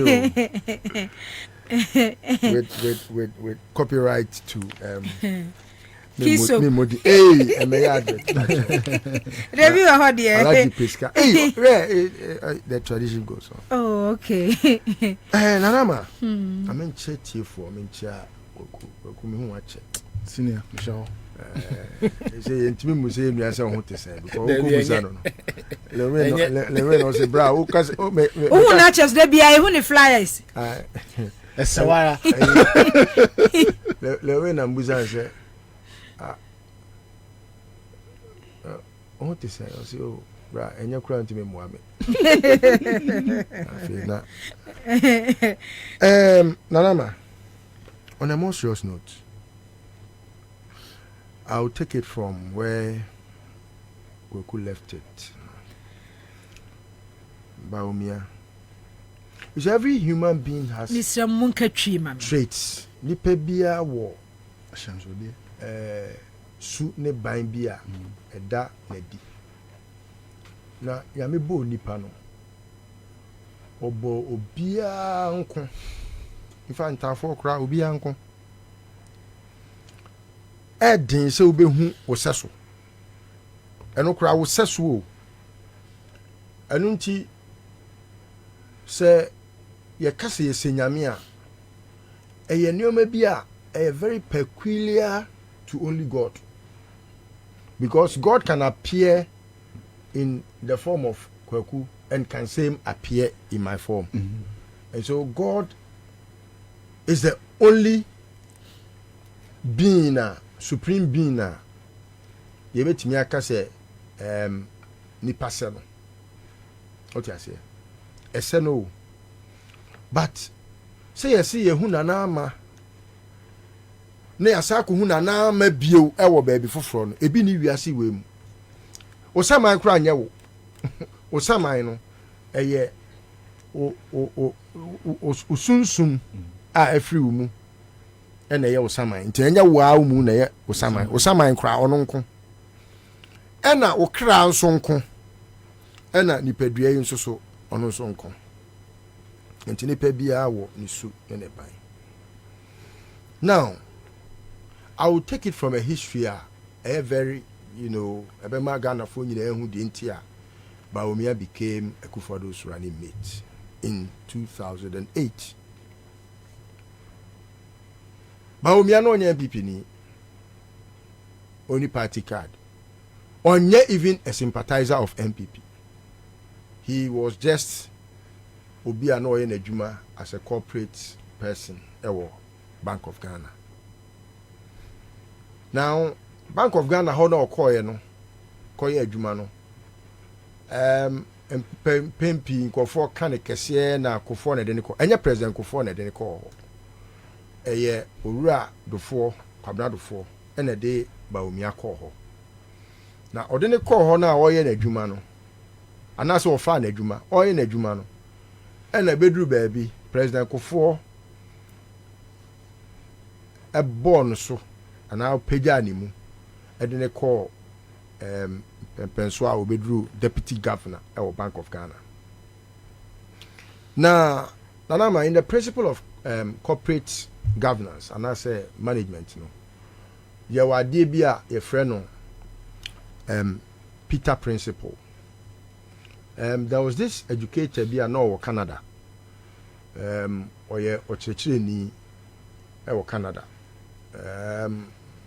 No Canadian University bi me refi ne din kakra achewo ena osi wahwehwemu ehu se corporate governance management no and I say corporate governance system ni mu no obi timi e bate sa akra FM ha na oye adwuma obuan se ebia no front desk. Now, because of the familiarity with happenings in Accra FM, he knew how to say it in Twi.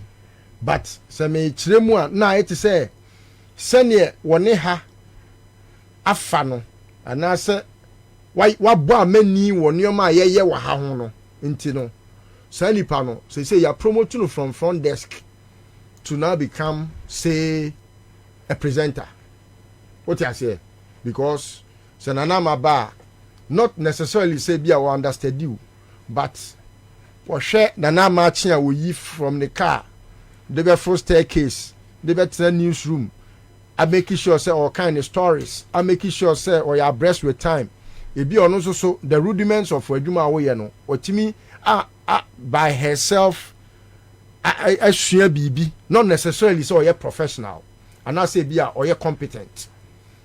Now in that principle no ochiremu say according to say goalkeeper na ye bobo na ebia keeper ne pra na wo say anasi ama keeper red card na wo say player koda goal mu say enye necessarily say player no onim goal da but abasa what I say so yetimi promote you obi a oye incompetent what must say Thank you, competence and a course for promotion. It should be one of the key factors. I remember your CBA, your promote too. And that is exemplified in even, say, for example, police institution. They see every 4 years, then promote too. But say you used to have 4 years now, it could have meant say obi or hokrampa. When I said there in wage money, only competence, but I was see a promote no. Me boy. It be also say obi wo to say Bank of Ghana. They promote no, not necessarily because of winning the bi. What I say, but because ebia, for example, President Kufuor knew his father, and that link got him to be promoted. Not necessarily because he had any nimdiebi. That is Peter principle. And Peter principle no, it defined by Umiapa. You see, our Bank of Ghana hono, and a President Kufuor no me say omo ye redenomination exercise. Sometimes no Kufuor do nua bomtie Kufuor do. Ono enana campaign a etwesika a your friend De La Rue Odano. Now it will remind me of how Baredu died mysteriously, but I won't go there because I will harbor my pain and talk about it some time to come. Now, Baredu was finance minister then. Baredu had convinced President Kufuor, said no, it's not a good thing to do because the impact will affect Ghana in a long term. And until you slow the pace and our commitment and desire to want to get there by redenomination, by redenominating our city. No. And now, Ekufuor do nua no, bomti no, ono ne ba omia we a woye tibonkoso yi. Omo fa kwan bi so convince President Kufuor on say you see lectures no. But listen, there are some certain areas sometimes be honest a walk can. Baredu and no deputy governor. Yeah, or no what any bounty. Let me. Cabinet decision. Cabinet decision to do what? Cabinet decision. But it was born out of other consultations. Consultation look and day after cabinet meeting. Baredu died mysteriously. Baredu, when you name Kwame, no woo yeah. And I can have that one discussed. In future I'll do that. I don't want to miss Baumias and lecture yeah. It's Yanko Baumias because Yanko Baumias. As a leader, as a president. Wait. Every leader has advisors. You are not a leader unto yourself. You must hear people that govern with you. So if President Kufuor was magnanimous to his cabinet to have allowed things to fester, and then if President Kufuor becomes president again, I'm not sure he will listen to. And who was Bonti? Our President Kufuor. And American semi be. Who was Dr. Baumia or Kufuor? You are jumping the gun. Manelande. You always like to jump the gun. Every good listener will be. Manelande. Don't jump the gun. Baumia went making lectures available to President Kufuor. Say ebeya de ebeya papa. What must I say? Now, De La Rue came to print the money here in Ghana. De La Rue ne print his canon. And Baumia was because former President Kufuor sanctioned it. You see, I'm not talking about Kufuor. If you bring Kufuor in, you would distort the facts. Baumia, why Baumia a day under former President Kufuor?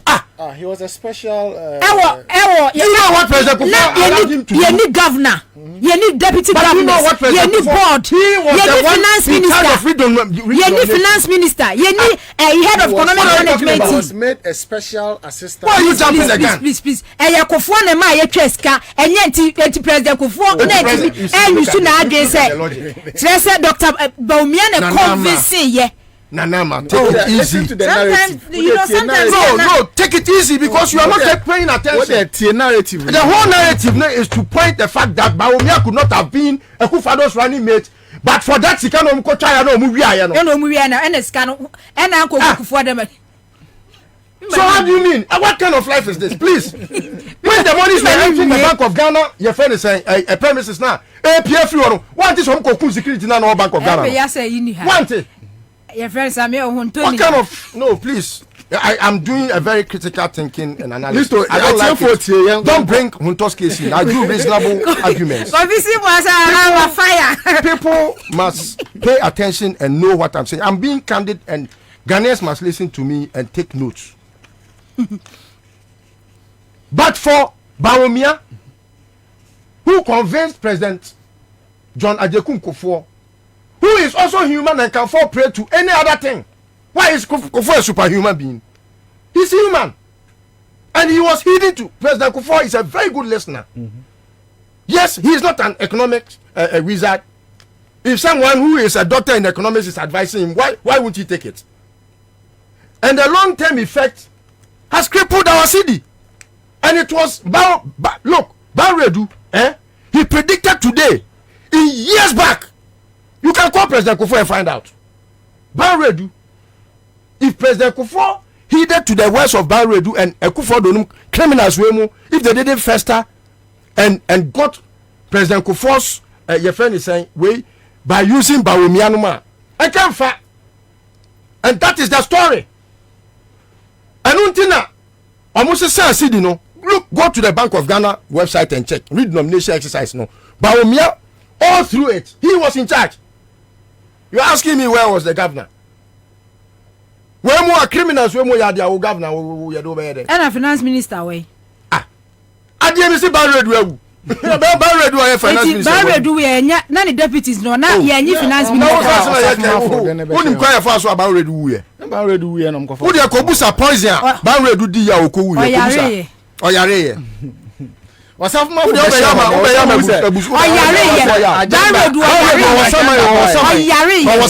Now, when the constituency married to a Yare, constituency way. Who walk with Nagoda? I want to make tin woo ye. Married to a Yare, and you crowd in movie. Oh, so what point I want to draw and say, and yet by mere competence, until I could for the coffin and say, or may ne running mate. Eyesikana omuko chaye na oni bonte Kufuor omuko chaye na omunya sikani bi hwia ye be ye campaign 2008 no because Chemical Bank of Ghana na apie Eco Bank of Ghana na apie after security no was a threat to them omukuru no they killed him Rojo under President Kufuor. Yes, they killed the security of Bank of Ghana under Kufuor now then under Kufuor now the Kufuor kwa ne dia. It happened under his presidency. He was president. And Omukun Rojo. But Obianim, Ekufuor do when Tibu Buane for him, the cause of Rojo Wu ye. Roko Frimpong. And only my Ekufuor do kofa Bawumia baye because wa buana manenyeska. Sikana onya ya no. Emma Bawumia. You were interviewed. Bawumia. Because we the friend is a fertile grounds to breed in the MPP. He wasn't a member of us. 2007. Yes. Yes. What must I say? Because Kufuor ma omu try send ye be ye Kufuor be nye skadia campaign. And this same Kufuor na Kufuor do num say wa mo mana ma president. What kind of contradiction is this? Kufuor ya mu so on play Kufuor da asem. In the second place mo so on na settle scammer na ye konsu egu ye kanfo ankrem. Omu na kwese Bank of Ghana ho no Bawumia wey ana omu wi sika no kronfo no tutubotom ni and the Bank of Ghana sika na ayra no eno na Bawumia de campaign no he knows how to steal. When he was talking about me sika wa Ghana or Bank of Ghana my more Bank of Ghana no he was talking about how to steal the money in that bank, in fact in the central bank. When him say Bawumia ena ekofa China for galamsey for no buy and also no kra ho asem no beba he led John Boadu any Ojaba Sreska and Ekwaji funds. It was illegal. You can't take money from Broni some of the bear campaign. Yes. Political Party Act. It's against the Constitution. Yes. Bawumia faulted. Yeah. He flouted the law. Bawumia na yes idea no. And Ekufuor is always interested in criminals. In fact, you know Bawumia's first crime in government? A first crime. Jack, where are you? Was say adia America Navy Air Force ababetra Ghana ha amapu Ghana ha nyina and put it on Google no GPS no e wo dada no ba wo mia je Ghana for $2.5 million edi free any akronfo bi wiaye this criminal guy then you Akufodo yes he is clever he's a clever thief Akufodo knows how Bawumia is a clever thief yes, of course. Intelligent thief in fact my member will count honest thief my member will count him now Bawumia na eka say $1 million per constituency no say various constituencies na nya faster ama media obu be wiadi onye clever Kennedy what can I say Bawumia he's a clever thief Bawumia so Akufodo's disappointment to even party stalwarts who were supposed to be his running mates was because Bawumia had paid his dues, personal dues to Akufodo, who embezzled and stole monies from the Bank of Ghana even when President Kufuor was president. And then the Bank of Ghana.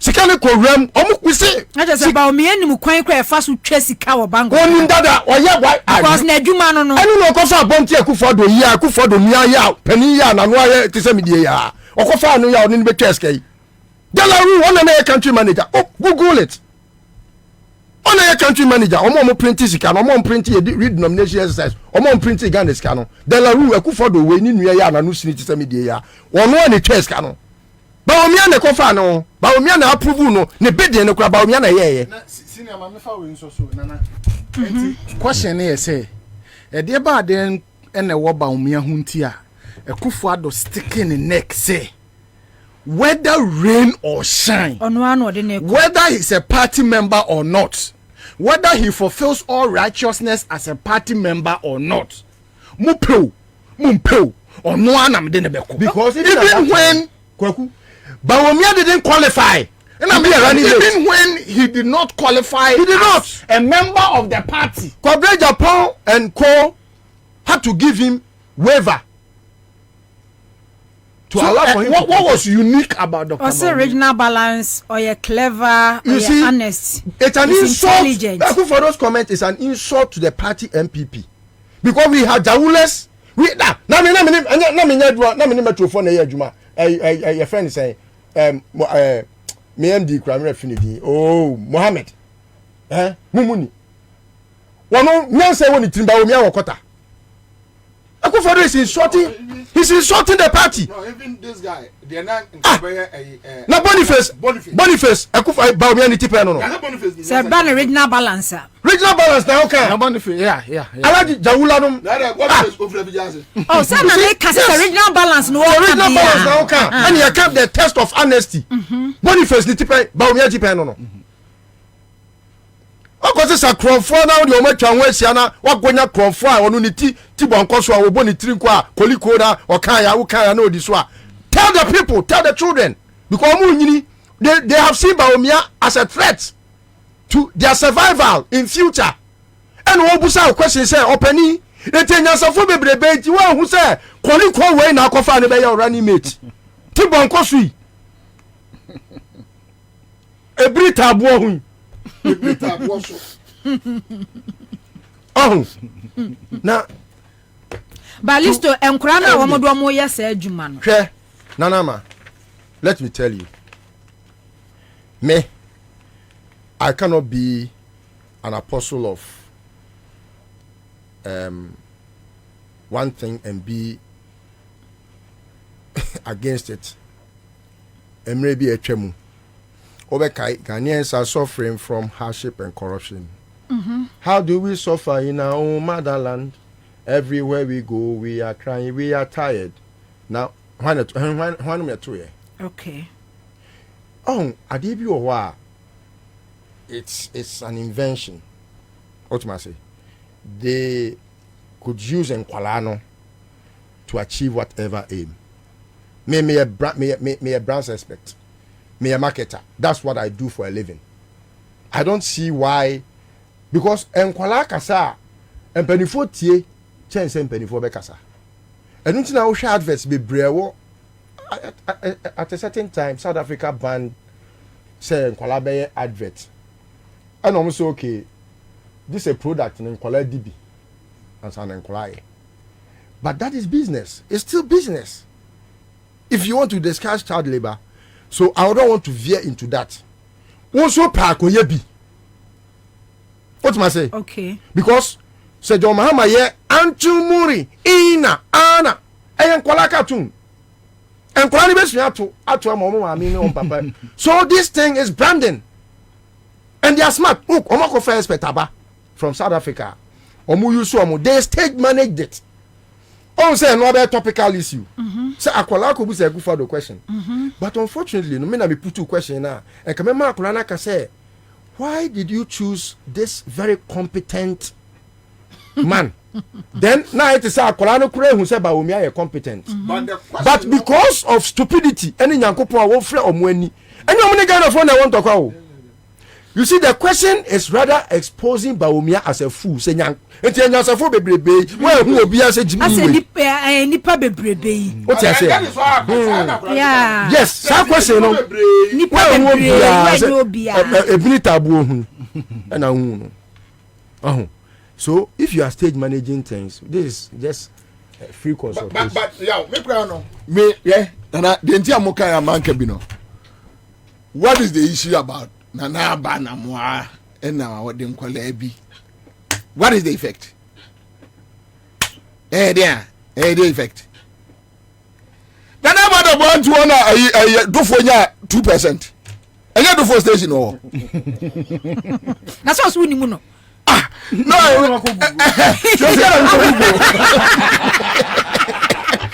Nana bana moa to ena do for 2%.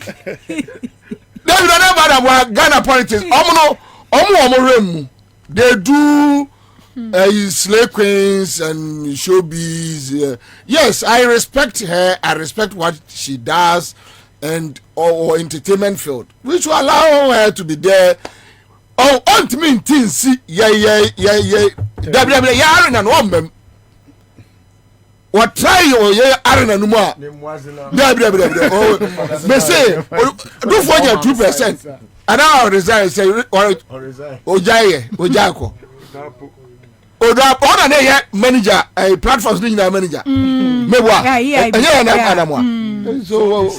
You see how Peter principle works. Not necessarily because of her competence. No. But watch it. Obi atena TV so sa o de ne kotena baby so onye like Bobie eti he has grown from age 20 from 22 23 years back. 23 years he has been behind the microphone. So adakra so now so metra microphone echi a ompo. But Obi wo ho a odin betra microphone echi obepo. Enti no enye necessarily because of Baumia's competence nti na kufa do chusu no. Who's went to make a competence? Who's say honesty? Who's working words that will be very difficult for people to want, but it's easy for people that are able to have good IQs to reason to know that he's a clever thief, he's an honest thief, like Bobie was saying. Say, "Oh, you're honest." Oko we are assassin GPS. Jack, where are you? Wakoma ne cat. Obia was saying digitization. You see how Baumia was able to make people believe, say, he has brought digitization when John Mahama built everything digital in this country. Busani say how many fiber optics no we see. Now, young go to ayeda. Apotorium you and he's using 1 minute now. Baumia timo dey say otimi ekofrefre nkrofo MPP form om kwagije ni krom kaya yefo. Omunye sika no mo dia tomato kwesire mu no ho ma kwagije sika ndia kwa MPP campaign ofiro no koka chomo abobulisi obesi toilet ama wo mo wa dware a wonni wonni so a wonjare bepe me ne ya baba wagu ba me no nwi wai ozo pene de washia sabuka za omu mienu ntimi me be na di wie no se se dey and they said no wie etu dey fa flood ni wie spillage ni wie wo na me man that we say no why fast spillage ni wie Mr. Wo dey fast spillage ni wie spillage dey me dey abasobo na me dey bebo individuals are omo akai yenuano ma omo wan ho hiahia mu okay na ye beda honorable Kujito Ablakwa any other members of parliament omo constituency are affected no Now, one thing that I noticed, I say attention in mepe, but then there are other places a honsono was a from planes she at this point I'm looking at coordination. Say they will be able to coordinate the donations very well. Now ubia and akano. Now say we are only looking at one aspect of it. Because look at social media and other platforms, we only could black that we are seeing. But then there are there are other places. Enra. But I think that thing also must be acknowledged. Say, it tells you the competence of Okujeto. Of course. So sometimes it's not just about voting keke. Who matters? What I say, Jifa, she's working, and others are working. But maybe he has become the star amongst them because of the dint of hard work. Into the message, say we are MP. Just don't be MP. Lift up your game.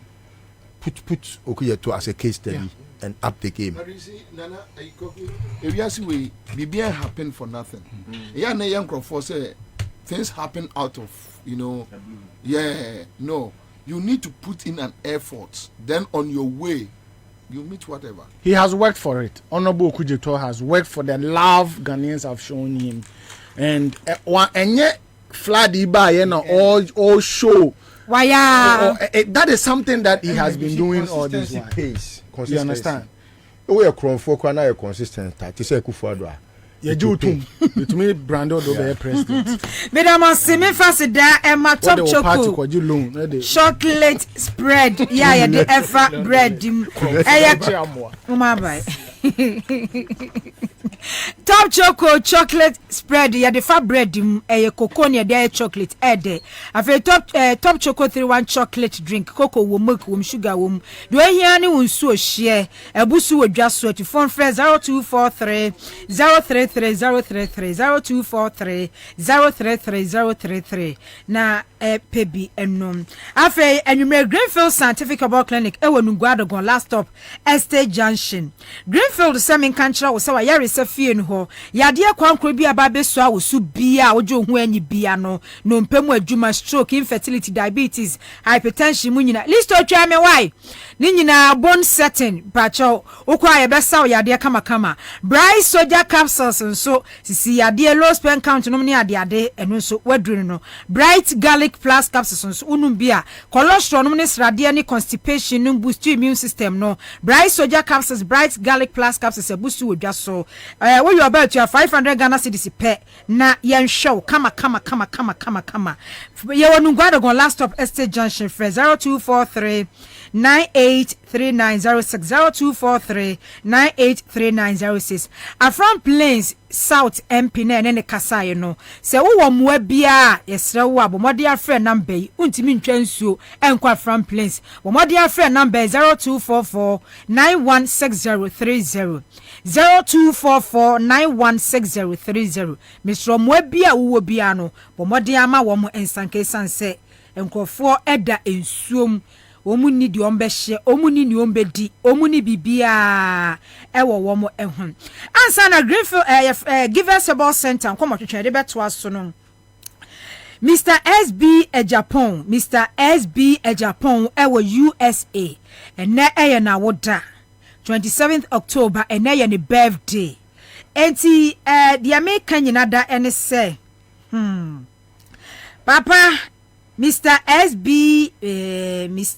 menye video na me fan send me papa ba akope na asem bi o ka kire me se na ama de aka eye nigye o se me matena USA ena ma ye adwuma ena ma ko pension ti pension na aka no na ahanso de hanti se o se ha ye heavy kuronim ahanti se brunsam jenim enti de aka ye nigye o so ye keda Mr. SB Ejapon papa happy birthday en confirm ya mi shraw na wonto nkwanem omo ahoden onyini a yade emidwonku misisi ye me yade nyame emane nkwati o mane mparo nyame nye okese mamfra dumu enkwadum no ma wahoden Mr. SB happy birthday enko emfa emmao enwumre mi fasidama enesti kwame kwachi Eugene Bana na Kwabena Bobie Ansah ne na poku listo well kwaku edu jamfi ena ejame nsumide na nama ejakon 6 PM Ken Accra FM News system no ebe take over na omo de kase bo democracy ya edamfua aba besom wo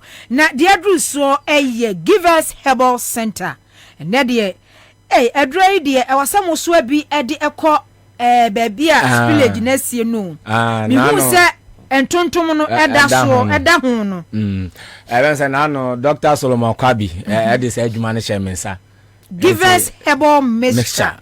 Givers Herbal Mixture. Because said ye ensuo no aye ho no ne ntontom pa ya gu ho no. Nye bete. So ahun. Na sania onse ene kan se wan kọ ho na wutietie a obadwin so eye trust me ko so ga kope na no. Okay. Na ofi Rollins krom ofiti tefle. Na ode na mu a de kwa na se eni enyan.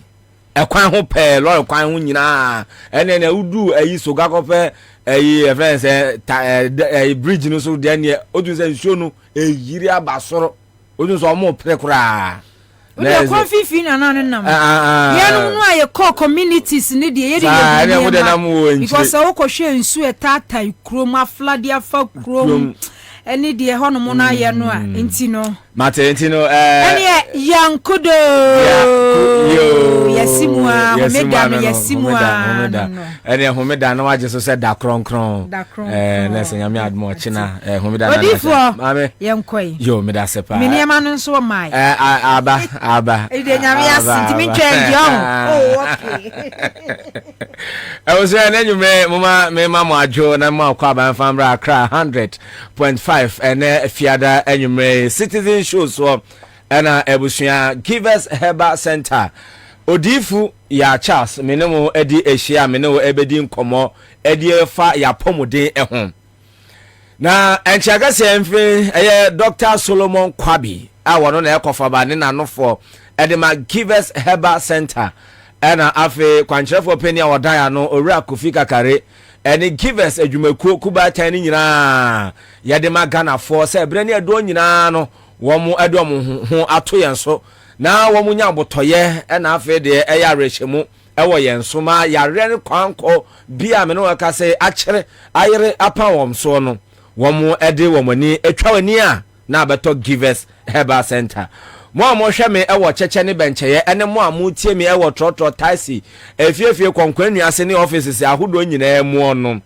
ene enwume me no wo bedi nkomo ede afa Givers Herbal Mixture Givers Herbal Mixture eno ho nkomo empempe no me ka kire wo se ye ka adanse a ye se ne okọ ya aten ne oba ya aten ne awogina ho ena wo oye atentrene todo man twense wo bi embedi Givers Herbal Center ho adanse emfa enkyere wo wa mom no adanse kroje adanse trodo no eye wo a utie mi na wo be kwakọ twaduro no bi na wanom se wo ye wo ba se wo ye bema no wo na wo ye adanse trodo pa ede ema wo ho na mia na wotwi ya mu ano mia me ya adanse ede ma me ho obi oni mi bia omo frefre mi nyina wo ka se odi na ade na wo ka se wo fami na mi so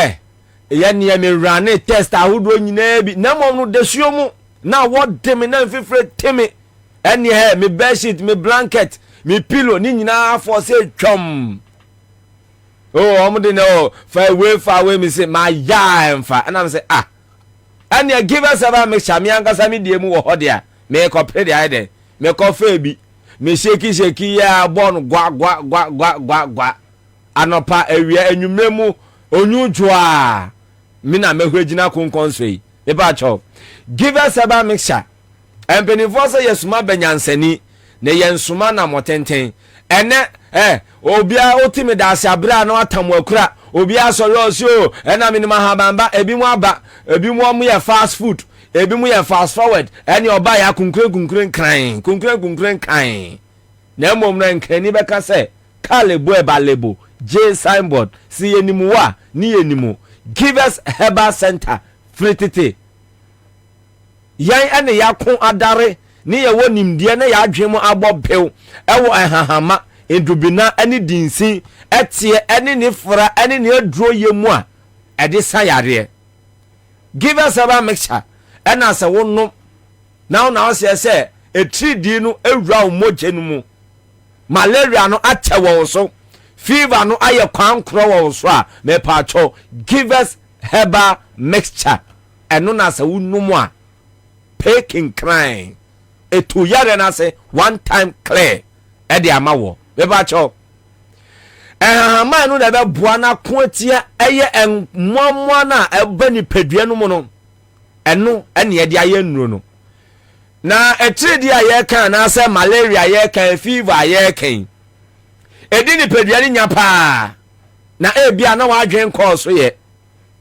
entontom nso ene aboa wode etredi emmoa no edeba entontom no so ye wumie no ye wo ba ene wo bema na ne ba ye frɛ no anopheles ne di the dead kama sweet palatable name female anopheles ena so wo rewa wo jani ye frɛ no plasmodium parasite e di guni pedua no mu enti ojagu ni pedua no mu a na wantu ase a na se ni pedua no so entumi an resist na an fight ne back apa me pa cho na de wo ha kase e na e de brew obi wo ho no a utie ya obenya nsunsanso no ntem ene na wa ahase na wa ahase de o na tipaye ne namu na widie na ye no fon ohu sanse na ho we no ntem onso dia ho no ma emba ehihya ho saa enti dwadini da bia adwonso ahoode odobani odwonso ahoode bank dwumayani wo kyerɛkyerɛni ensantwerɛni sofo imam chief wanya director police ni soldier ni fire service custom ni immigration ni da bia badwonso ahoode doctor ni nurse ni enso na yare ne hyehya wo ho obaye test bia wo hu na mo na enso nso no sha sɛ ba me pa cho menche unhia odifo bi unhia sumanfrefo bi unhia osofo bi mana preach akyerɛw unya hyase de suom na woti si wuso enfifre ta to ntentem o ta dwonso ntentem ɛwɔ ne na mu wenum ato aduane na ɔkwan kɔpɛ give us herbal mixture kyerɛ akwan unhia test bia give us herbal mixture ɛno na unhia ɛsan sɛ test na ma ba ya ɛsan sɛ enra blood stream ni mu yanti yare no plasmodium parasite no enra blood stream no mu yantie no enya ade a mo ye test na ombehu na mo no symptoms na ebeda ade nyina no so na ade ade no kona kope give us a herbal mixture Ghana for mo amama ne din give us a entontom eda ho nanom eno ene beboa me pa cho wenu na ato na mi o na nse de ade nya me de o na nse de me de aduane bia e bon me yare ni didi mu a osabo a ye fa ni kidney no ese no ezan se etumi travel se plasmodium parasite ni na widie no na muntri no mu a na travel through the blood stream no mu a na rewre mu a me pa cho edi u kidney enya entu bede hu se yare no enamu na etu kwan enamu na travel ezan se da ugina brane ne ba cho unya give us herbal mixture na eno an ebeboa na nienti a give us herbal mixture no why test ahodo ni nyina na still almost say negative na me ka kire say bomode na ko pe give us herbal mixture na no esa ye immune booster no ye emwa na omubo ni padua no ho ba no enkomo no enti say yare no kura ni na blood stream no mu na ekoni pedua no mu a unum give us herbal mixture na enkomo na eboni pedua no ho ba no ebesa hyemu kena ema na gina brane ema biaye se emwa no tumi ko wura no enko enti yare no ebe wie akire na esie etu kura enti ebra give us herbal mixture etu malaria no ekunti etridie no na ese boost to immune system enkomo na eboni pedua no ma no ehye no kena ehyemu kena kenya no ema na dinya brane na ni padua na tumi awie peye o mo se yare ne hihya hono fo no fa so o enra nkwa ye hunu aha o enna na nse ya no na ha no onyale o bua na o yale ene entontum na ebuso o mpaase o pilo kura na obetam se obeda so entontum o hwe udidi a wonum nkwa de me pacho kona kopa give us herbal mixture men twan se yare ne count Ansah enti na give us herbal mixture se num na nopa num na ewia num na nwumre na no na beboa obi yare doctor ni na wo no yare nurse ni yare sofo ni yare imam ni yare driver ni no police ni soldier ni custom officer immigration obi yare enka won to ho ntia na account ho a yare no plasmodium price atini wi ni pedua no ma etumi ye ya na fe do hon ma he ohumi a ensisuso obo se mu dompe na ya wo ya na wo te so me pa cho kona pa kope give us herbal mixture Ghana farmer na hotedi give us a entontom eda ho eno na se wunya na wonom a ebeboa edro no so mfi ba bia eye give us herbal center eba ya che enye ne FDA fo hu se nyuma pa ye die na Ghana fo suma yesom odi abi so bia o ye dance ni trodo ma pa se covid ba ye edro be na won di numu ya omu boost omu immune system omu beka so kona kopa immune booster nanum kona kopa immune booster eno na give us eba mixture ezan se enuaba ni hahama eni ni nsia hodo a ye de ye edro ni nti no ebre na edro nyina na enkwama no ejina brane na ejina na so give us eba mixture e wo herbal shop bia mu o mai mu pharmaceutical shop licensed chemical shop any baby a to draw memu bia sa ukodi wadua ni dwa na ukodi watade dwa di wapomudin so ho dwa na wapomudin ene betumi awie paye na wonya atenka wonya ahoden wonya tumi ede edidi ede ahya atade enti wudi apomudin dwa no na wudi aduane nso dwa no na ye dwa no na ni nyina no etumi abuao give us a mixture eno na hia buhia ebi amache bibi na won ti ase wakoto dromi na pa ekon betumi afa so ana se open kyeremu bia sen ya masa cheche mu ha frɛ yen no bedi nkomo eye 0501